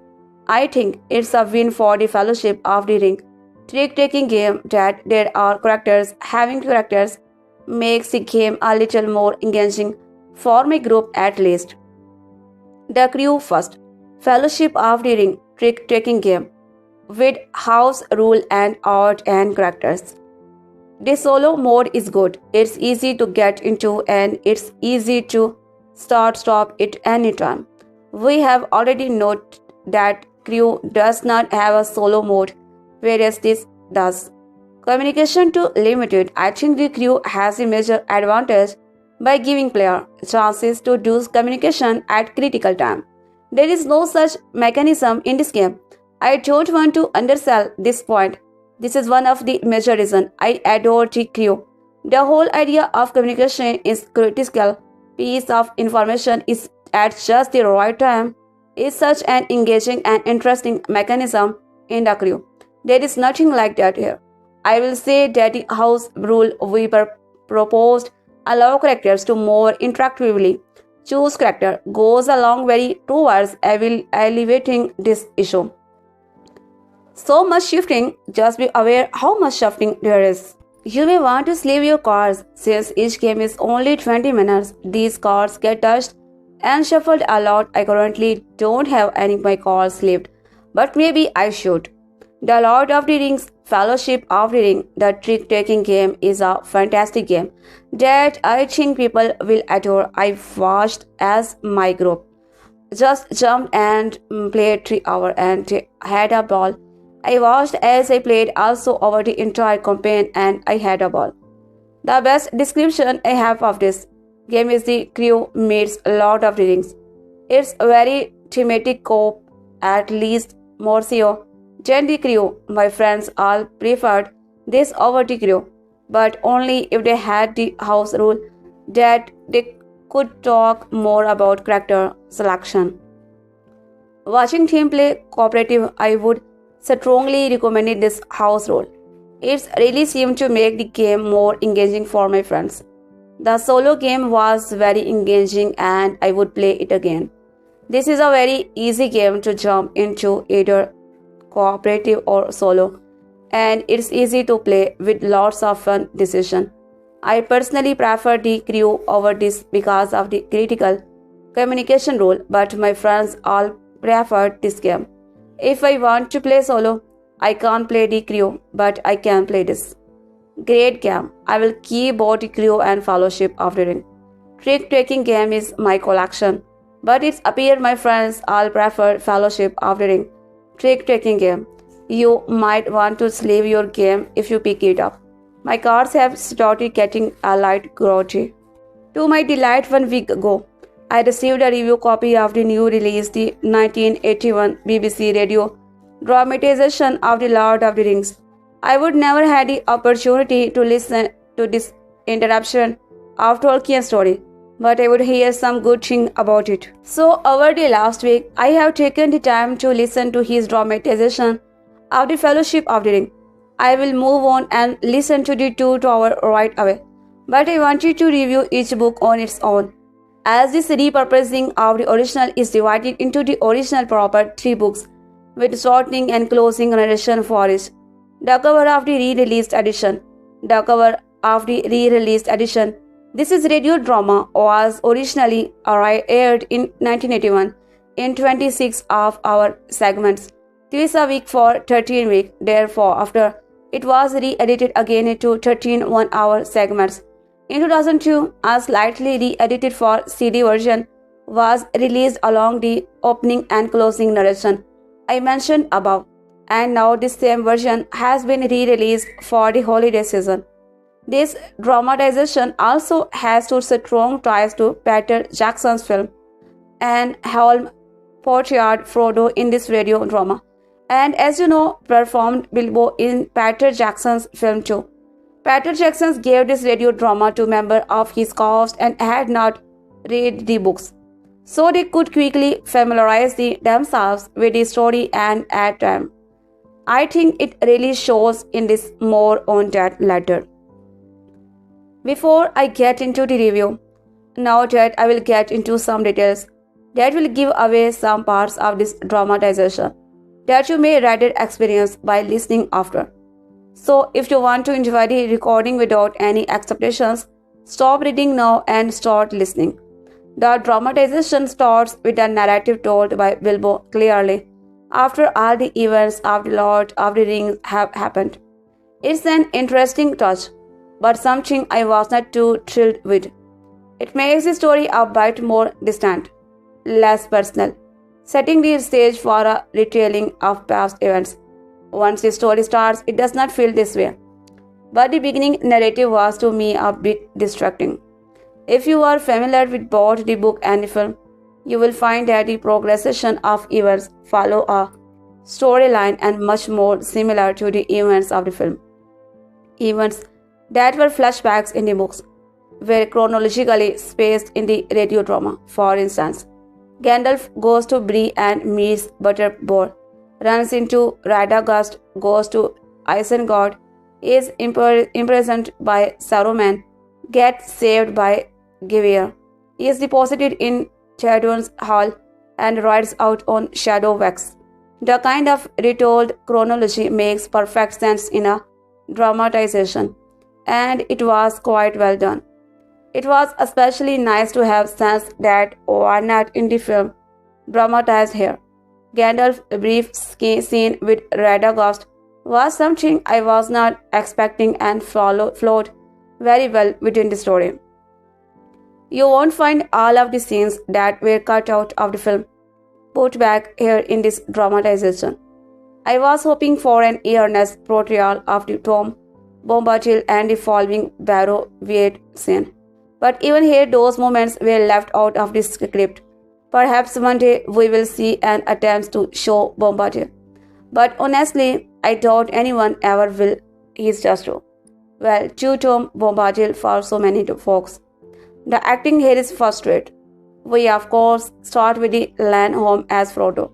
There is more of a grown-up nature to Frodo here than in the film, and it is welcome change to be sure. In addition, Bill Nighy, who most of us know as Davy Jones in the periods of Carrie Bond film, portrays Sam Gaming in a clearly less doltish manner than Astin did in the film.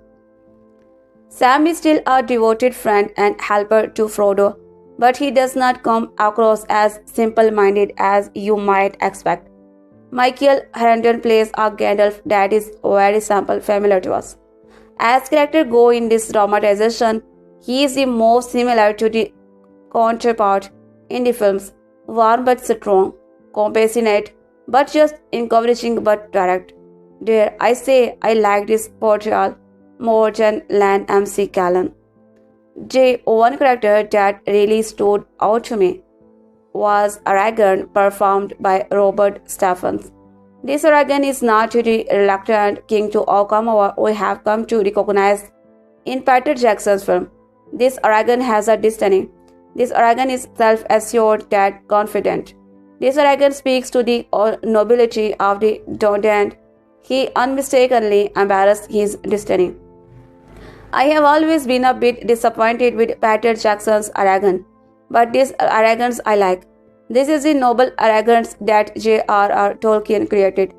While the supporting cast of characters is mostly successful, Saruman in particular was set to a perfect tenor, fair but with a foul undercurrent and clearly a wizard who could dupe King Tedon. A few were less than stellar. Gollum, I thought, was a bit too big in voice and manners, though I would wager Andy Serkis was inspired by this portrayal. Legos, Gimli and Boromir were fine, but that's about it. Nothing memorable to set them apart by far. The worst portrayal in the dramatization was, instead of an ancient eagle from Middle-earth's past, he seemed more parakeet with absorbed words and corrupt phrases. It was simply bad. Now remember how I told you that Peter Jackson gave a copy of this radio drama to his cast. If they had not read the book, yes, well, I think it definitely shows. Many of the characters in the film have similars, if not downright sameness, to characters in the radio drama. Gollum's scatterbrained mannerisms portrayed by Andy Serkis are definitely here. Gandalf's tone is nearly identical. Galadriel's soft-spokenness is very apparent in both.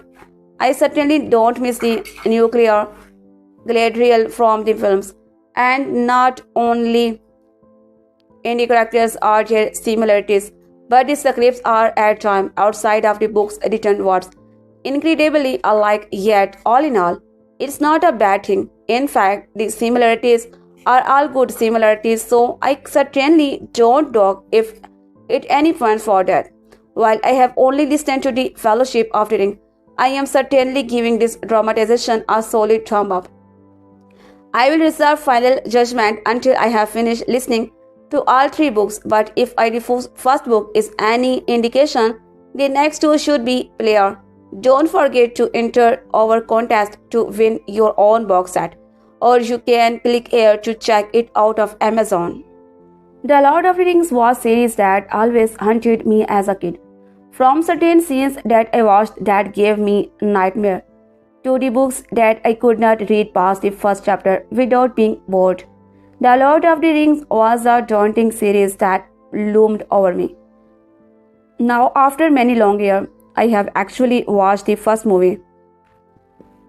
The Fellowship of the Ring, I would have go to say it was much better than what I thought the series would be like. The Lord of the Rings was a series that I always made fun for all its constant walking, but after watching the first movie, I can see why it is beloved series for many. The Lord of the Ring, The Fellowship of the Ring is 100% worth a watch. From the plot to the characters to setting, everything melts together magically to weave an amazing tale. Even for a movie that was released over 20 years ago, its effects and stories still hold up today. Now, as a change of style for my review, I will first mention an aspect about the movie. whether it's a plot, character, setting, or the like. After a brief overview, I will delve into my thoughts. Second thing, since this movie is over 20 years old, I am going to be discussing spoiler points throughout this review. So if you have not had the chance to watch this movie, give it a watch, then come back here. With that out of the way, let's get started. General thoughts. Before we dive into the specifiers, I want to first get my general thoughts out. So before actually watching the Fellowship of the Ring, my Lord of the Ring knowledge was quite limited. Pretty much only know what happened in the Hobbit and any other memes I saw around. So after watching this almost 3-hour long movie, I have to say that I am quite impressed with that I watched. With all the working the group does, it still carried a solid space and nothing felt too long or drawn out.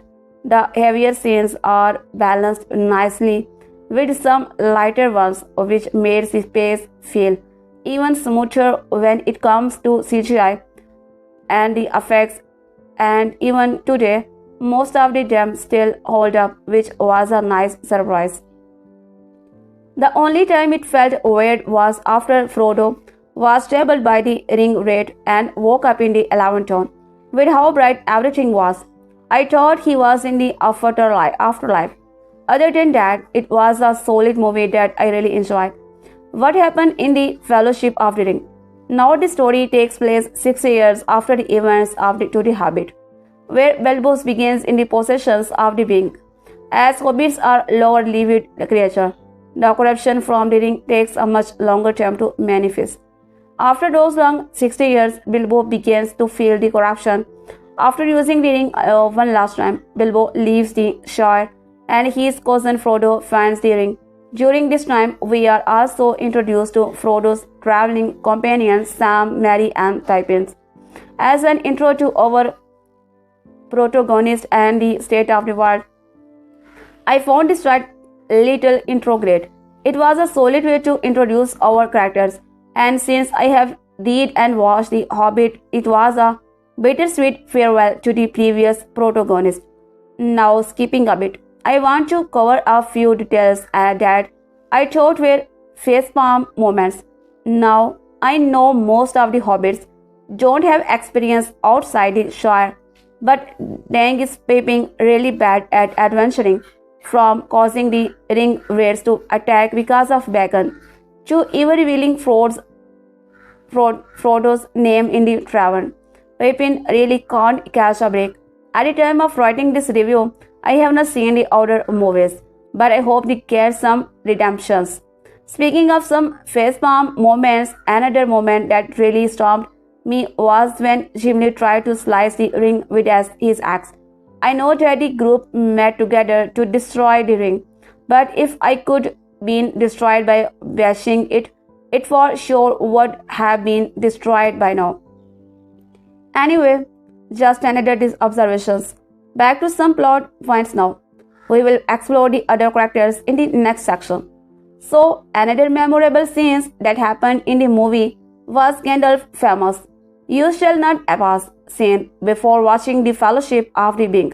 I thought that some scene was in the last film, so this surprised me. I also did not realize Gandalf dies right after that. This that took me by surprise, and I like how this part of the story was used to develop Frodo in his hero's journey. Final plot point I want to discuss is the ending. Now, from my limited and fractured knowledge of the series, I was always confused on how Frodo and Sam were on a separate journey from the others. Since I now understand how they split up, I really liked how this scene played out.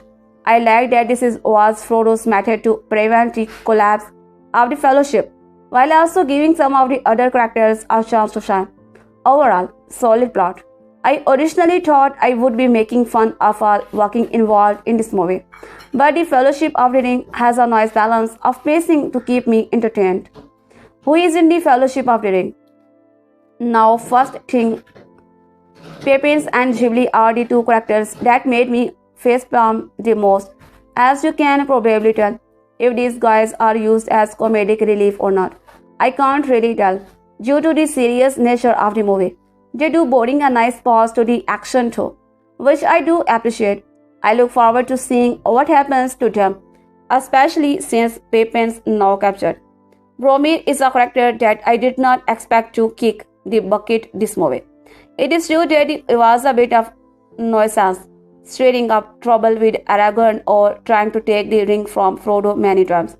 I really liked his small redemption arc when he tried saving both Pippin and Merry. He was a trooper and he carried himself like a true warrior. It's too bad that whole fight wasn't vain since Pippin and Merry get captured regardless of Boromir's sacrifice. I think his final moments also redeemed him in a bit my eyes when he admitted that Aragorn was his king. Granted, I saw this from a mile away. Final character I want to touch on, and this is more of comment more than anything, but Frodo Baggins become a human or hobbit punching bag this movie. This is an instance how many times he gets booted all over the place. I know he's not some trained warrior, but I find it hilarious how often he gets injured this movie without even trying. When it comes to novels, I have always had a preference for fantasy-based novel with rich characters and an intriguing plot. For movies, I have to say that I am a sucker for good action movie. Besides action, a strong plot, great character, and or even strong themes will also attract my attention and provoke my brain for deeper thinking and analysis. And finally, for video games, I definitely enjoy most versions for RPGs. Anything turn-based with a leveling system will always tickle my fancy. From Pokemon to Final Fantasy to ever exonable, these are the games I tend to drift towards, enjoy and replay. With the world newly obsessed with the clash of good and evil, the time would seem to be the ideal for the Lord of the Rings. The first installment in the J.R.R. Tolkien's trilogy, The Fellowship of the Ring, looks to please the books, looks, legends of fans with its scrupulous rendering of the Tom's character and worlds. With the world newly obsessed with the clash of good and evil, the time would seem to be ideal for the Lord of the Rings, an epic by any standard. The Fellowship of the Ring, the first installment in Peter Jackson's vigorous and faithful adaptations of J.R.R. Tolkien's trilogy, looks to please the books, legends of fans with its imaginatively scrupulous rendering of the Tom's character and words on the screen, as well as the uninitiated with its interrupted flow of incidents and spectacle, as all three portions of the book, which was initially published in the volume between July 1954 October 1955, were launched over the course of 274 shooting days. There will be rings features released on each of the next two Christmas, just as Harry Potter entries will precede them each November. Exhibits and audiences therefore have much to anticipate as on the basis of Fellowship. Frodo will give Harry a healthy, if not quite even, run for his money. Particularly adapted for the screen once before by Rolf Bakshi is an unsuccessful 1978 animated version. Tolkien's 1,000-page yarn poses all manner for challenges for a screen transfer, imaginative, logistical, and financial, with the final bill likely to come in somewhere near $400 million when production and marketing costs are all trailed. One has to credit New Line Cinema with a tremendous amount of guts for shooting the moon for all three pictures, with a young New Zealand director with only one genuinely notable and small-scale film heavenly creature to his credit. But Jackson must have convinced sometime one that he would do it right. A view truly borne out by WhatsApp the screen, evocatively relating the many aspects of Middle-earth on tremendously diverse location in New Zealand in resourceful collaborations with a massive new.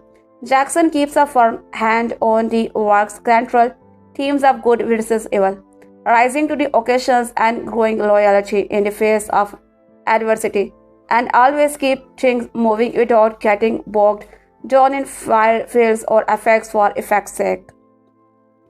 Pig's main problem, however, is inherent in the Odyssey. Like structure for detail, the and nature of the narrative becomes necessarily, repetitively, and even a bit wearisome at times, and ultimately arbitrary in the sense that one battle more or less with the orcs, ring weights, or Uruk would not have made much difference. Lack of dramatic arcs involving rising action, relaxation, and interconnecting story strands unfortunately makes the film's running time feel pretty much like the 3 hour it is. It's all about hearing, of course, the ring, which is an potent prologue that out mummies the mummy in terms of sweeping combat, is shown being forged by the malevolent Sauron as a source of dark power, being lost in battle and finally disappearing for 3,000 years, until it retrieved by an unlikely hobbit. Bilbo begins land hold perfectly, mirroring the opening chapter of the book as if the pressure, the faithful millions that his intentions are honorable.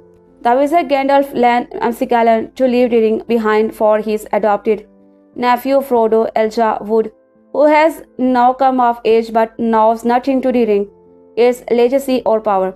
Early stretches are obligated to pack in a great deal of exposition, but screenwriters Fran Walsh, Philippa Boyens, and Jacksons make it go down easily by mixing in agreeable does for action a character work. Bilbo takes off, but Gandalf keeps turning up whenever he needs to mentor the reluctant rings barrier who, with his best friend Sam, Sean Astin, and meet some buddies Mary, Dominic, Menno, and Fifth Pippin, set out from the Shire with one purpose: to return the ring to Mount Boom in Dreaded Mordor, where it was created and the only place it can be destroyed, so as to save civilizations from the full force of evil what would be unleashed should it fall back into the wrong hands. Much, of course, stands in their way. For starters, the ring itself wants to be returned to evildoers who can fulfill its potential forces, now represented by turncoat wizard Saruman, who gathers an army for fearsome fighting monsters in order to capture the gold. There are also relentless dark riders, merging swordsmen, natural and airborne spies, which gives Saruman a clear picture of where they are. All the same, Frodo and his mates are not alone. In addition to the essential Gandalf, whose magical power are matched for those who Saruman's joining the Hobbit boys team are human warriors, Aragorn and Boromir, and Arrow Legals and stout dwarf battle, Gimli, Johan, Rhames, Davis, as they make their way from the verdant rolling hills of Hobbiton, where one can readily see where the Teletubbies' homeland gods is visual inspiration to the gloriously selected of Rivendell and the complex forest world of Littorians with its sweeping spiral terraces spun around massive trees. The group receives crucial help from Elf Princess Aravan, who has an ever so brief tryst with Aragorn, her level-headed father Elrond, and Elf Queen. After innumerable confrontation, fights, and close shaves, most cinematically notable and exciting chase in which Aravan, with an injured Frodo on board, outflanks a pose of Dark Rider. Fellowship has its first climax in the mines of Moria, a crossed Straven complex of caves and vaulting chambers where the valiant and band is attacked by ghastly orcs, including one giant orc who looks like the illegitimate brother of a sporting player in Harry Potter. Once the group has made its daring escape, is attacked again is a forest, from which Frodo must flee before setting out for Mordor and the sequel, The Two Towers. Fortunately, the episodic narrative does not require non-Tolkienites to absorb all the details and niceties of the author's invented mythology and order to enjoy the tale. The distinctions are there of affinations but don't wrap on intimidating barrier for newcomers. Either way, the world of the ring has been superbly physicalized by the locations. Grand measure, impressive, varied production design.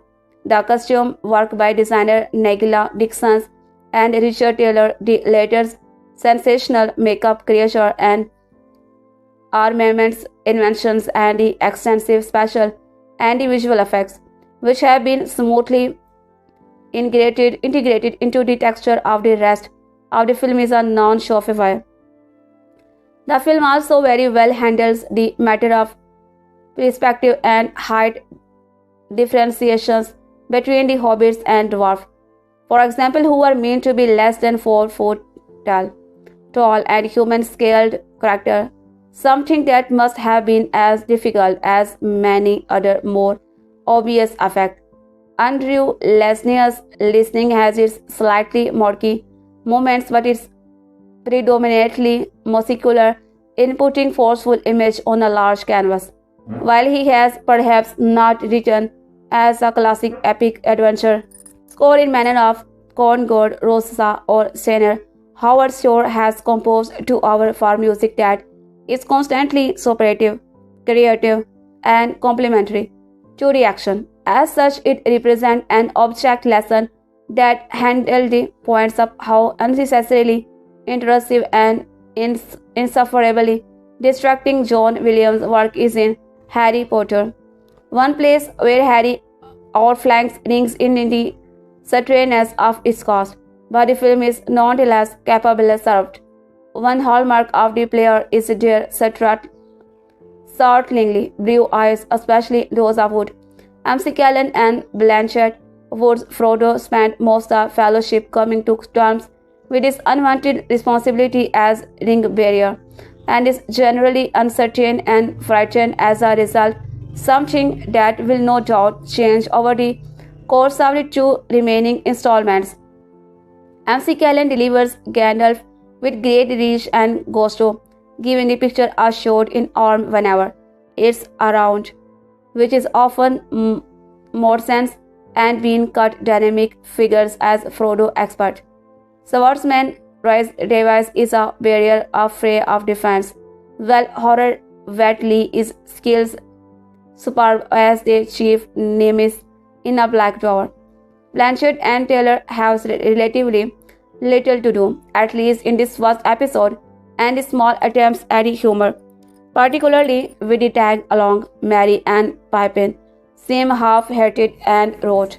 Still, New Line and Company should be able to breathe a sign of relief after the picture comes out, and there is little doubt that those who grab the rings at the start will anxiously await Frodo's trip into our more perilous hands.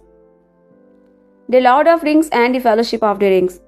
Production. A New Line Cinema release a Wingnut Films production, produced by Barry M. Osborne, Peter Jackson, Fran Welsh, Tim Sanders, executive producers, Mark Odesky, Bob Harvey Winston, producers Rick Perez, Jamie, directed by Peter Jackson. Screenplay Fran Welsh, Philippa Boyens, Jackson's based on the book by J.R.R. Tolkien.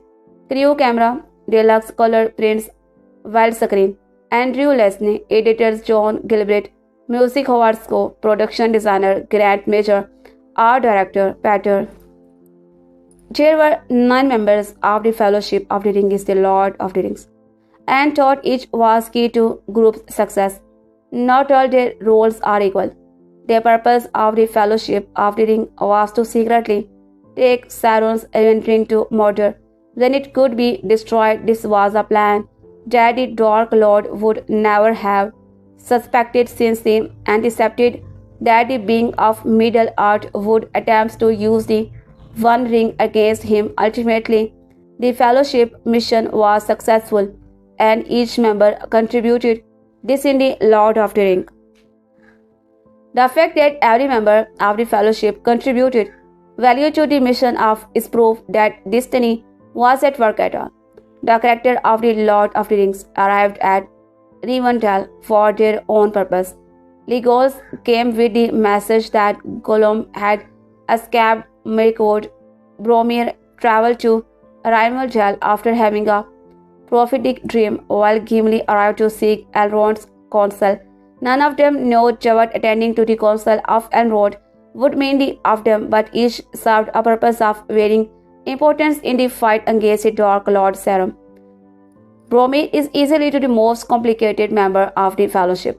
After he wound up attacking Frodo in an attempt to steal the One Ring, but this is not to be said he was important to the Fellowship overall mission aside from protecting the hobbits on several occasions during the first leg of their journey. Boromir's actions taught Frodo an important lessons about the influence of the ring on otherwise good people. Still, it's difficult to say that Boromir's role was any more important than the other 8 members of the Fellowship. He died early on and therefore did not come close to seeing the mission through its end. What's more, Boromir's mission was never quite the same as everyone else in the Fellowship of the Ring, since he always hoped they would end up bringing the One Ring to Gondor. Pippin was the youngest member of the Fellowship, but he still managed to prove himself in the Lord of the Rings. Just his decision to leave the Shire on the first place was a great testament to his hobbit's bravery and determination. When push comes to shove, he did not contribute quite as much to the Fellowship's central mission to destroy the One Ring. Still, his actions in Gondor trickled down to assist Frodo. After Boromir's death, Pippin dedicated himself to Denethor, the steward of Gondor. As a man-servant, Pippin saved Familiar's life, thus strengthening Gondor itself. This was ultimately beneficial to Aragorn, whose position as king as key in distracting Sauron from Frodo's effort. Any shift in this going on could have had a disastrous impact. So while Pippin was not directly necessary in the ring's destruction, he ultimately contributed more than Boromir.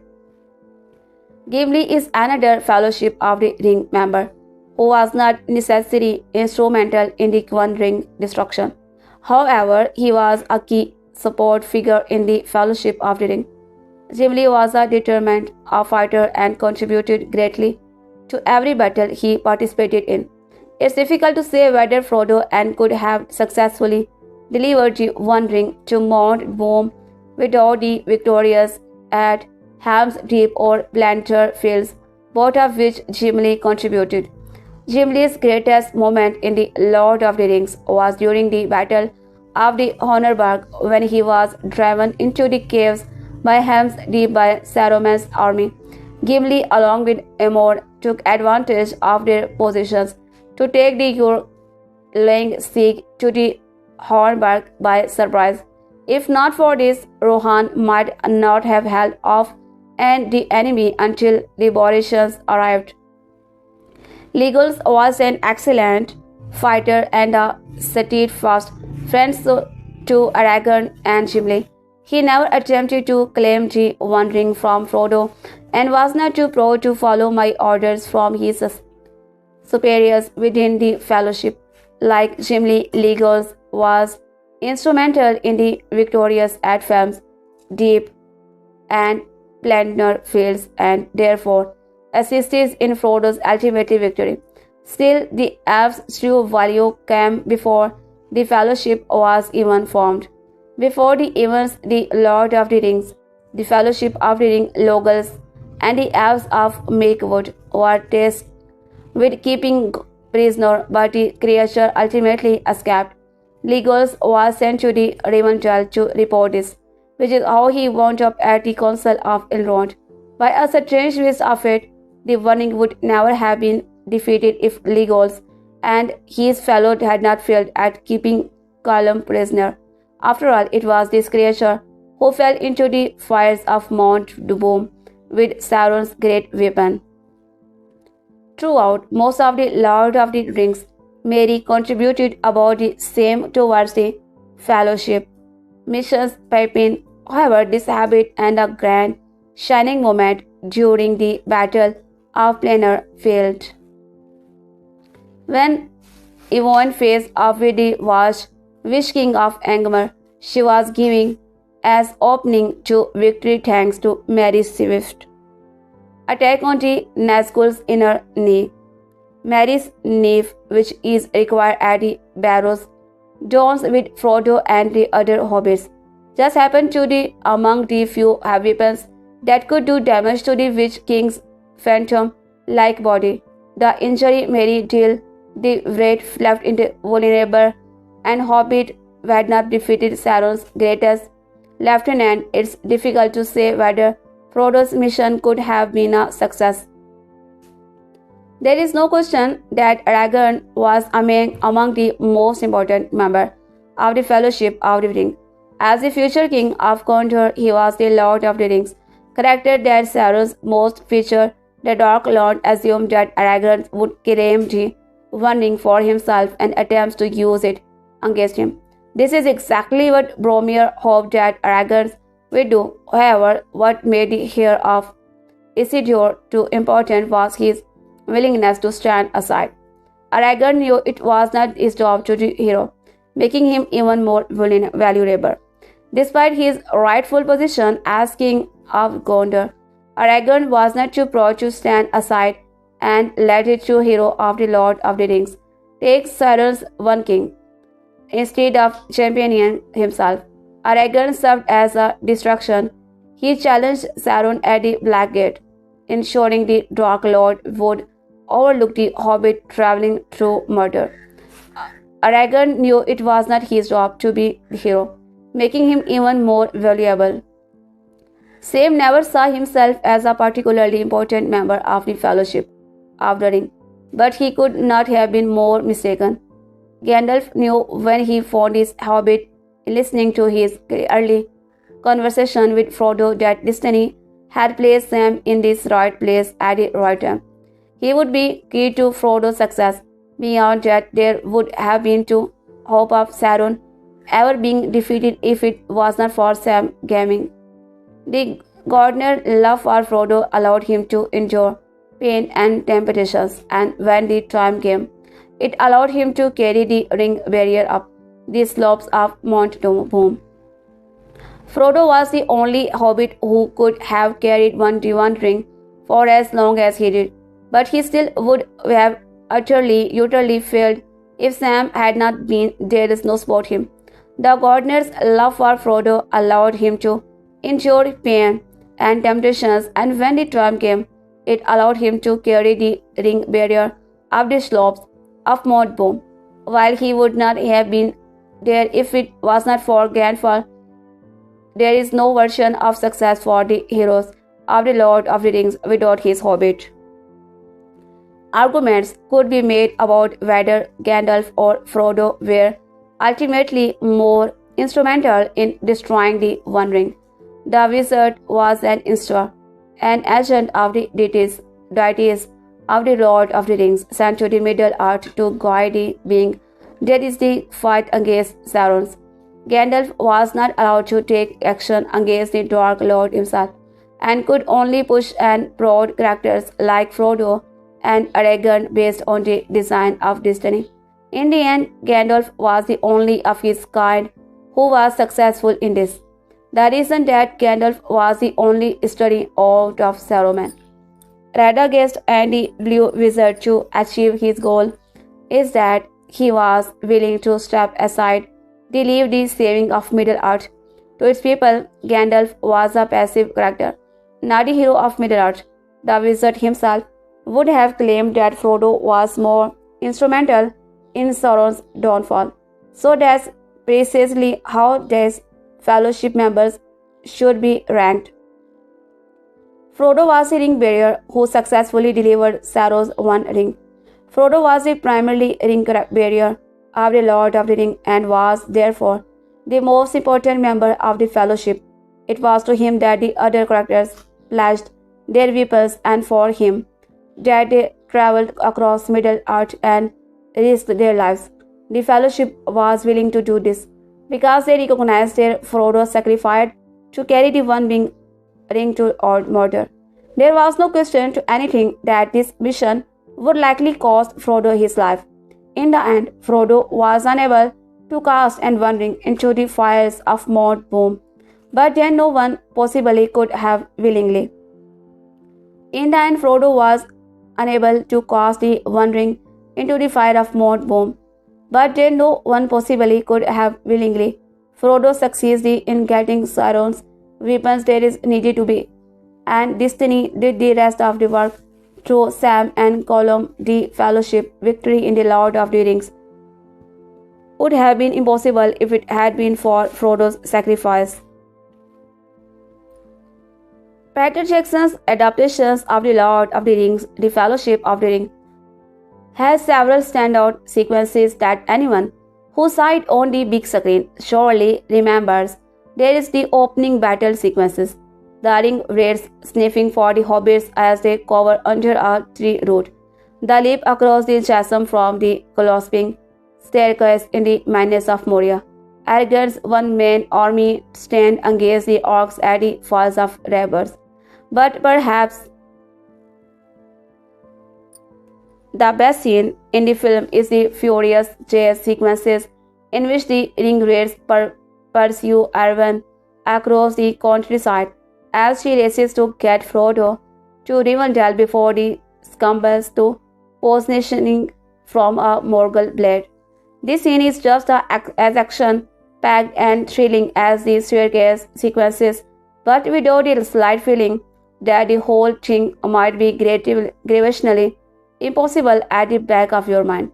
It's as dramatic as the battle sequences in the prologue, but features a character audiences already know and love and care about. Even if they have not read the books, it puts the ring raids as close to Frodo as the sniffing sequences, but this time they can clearly see him as their hands reach out. It features one unnumbered hero battling the forces of evil, just like Aragorn's. Its number are more deeply terrifying than any hordes of orcs. Perhaps the most impressive elements about the sequence is how much it was reinvented for the screen. Like the staircase sequences, this scene is a perfect example of book to screen adaptations, taking something that was arguably more peripheral in the book and expanding into something epically cinematic. The core events are very similar to the book version, as Frodo is put on a white elf horse, carried away by the horse when the Black Rider attack, and saved when the river Borean rises to wash away and drown the rider's black horses. The basic outline and the spirit of sequences are exactly the same, but the film adaptations made several significant changes to create an even more effective sequence of the screen, and certainly more effective introduction for the character Arwen. Indeed, the most significant difference from the novel is that the elf who meets Strider and the hobbits near Bilbo's stone trolls is not Arwen, as in the book, but a character named Goldfinder. At the time of the film's release, this was a sore subject with some book fans. Goldfinder is a character from Tolkien's wider Middle-earth mythology, appearing in various works, but primarily in published form in the Silmarillions.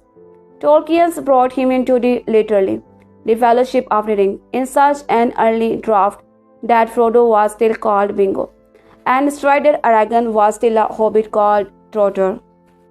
These changes left Goldfinder with very little role in the books, beyond this one sequences in which he turns up to help Frodo get to Rivendell. In a book, this is not too much of a problem. The Council of Elrond features numerous characters who don't do much else in the story, not least Gimli's father Bilbo's old companions. The presence of these characters bring home just wait what a big deal this meeting and the formatting of the Fellowship is. In a movie, however, it is not particularly effective storytelling to spend time introducing the audience to a brand new character, only for their character to disappear 15 minutes later and never be seen or mentioned again. Frodo had to be rescued by one of the elves we need to get to know for the story to work. That is Elrond, Aravan, or Legolas. Of the three, Aravan is clearly the logical choice. Legolas and Elrond have clearly defined role in the story and see plenty of action of the intellectual type is Elrond case and character development. Aravan, on the other hand, is essential to the story. But in the book, it is almost entirely lacking an actual plot or function of character arc. Tolkien's Arwen exists largely as a beautiful distant figure who is particularly presented to Aragorn as a prize in the final. Their love story is relegated to the appendix and she does most nothing throughout the entire story.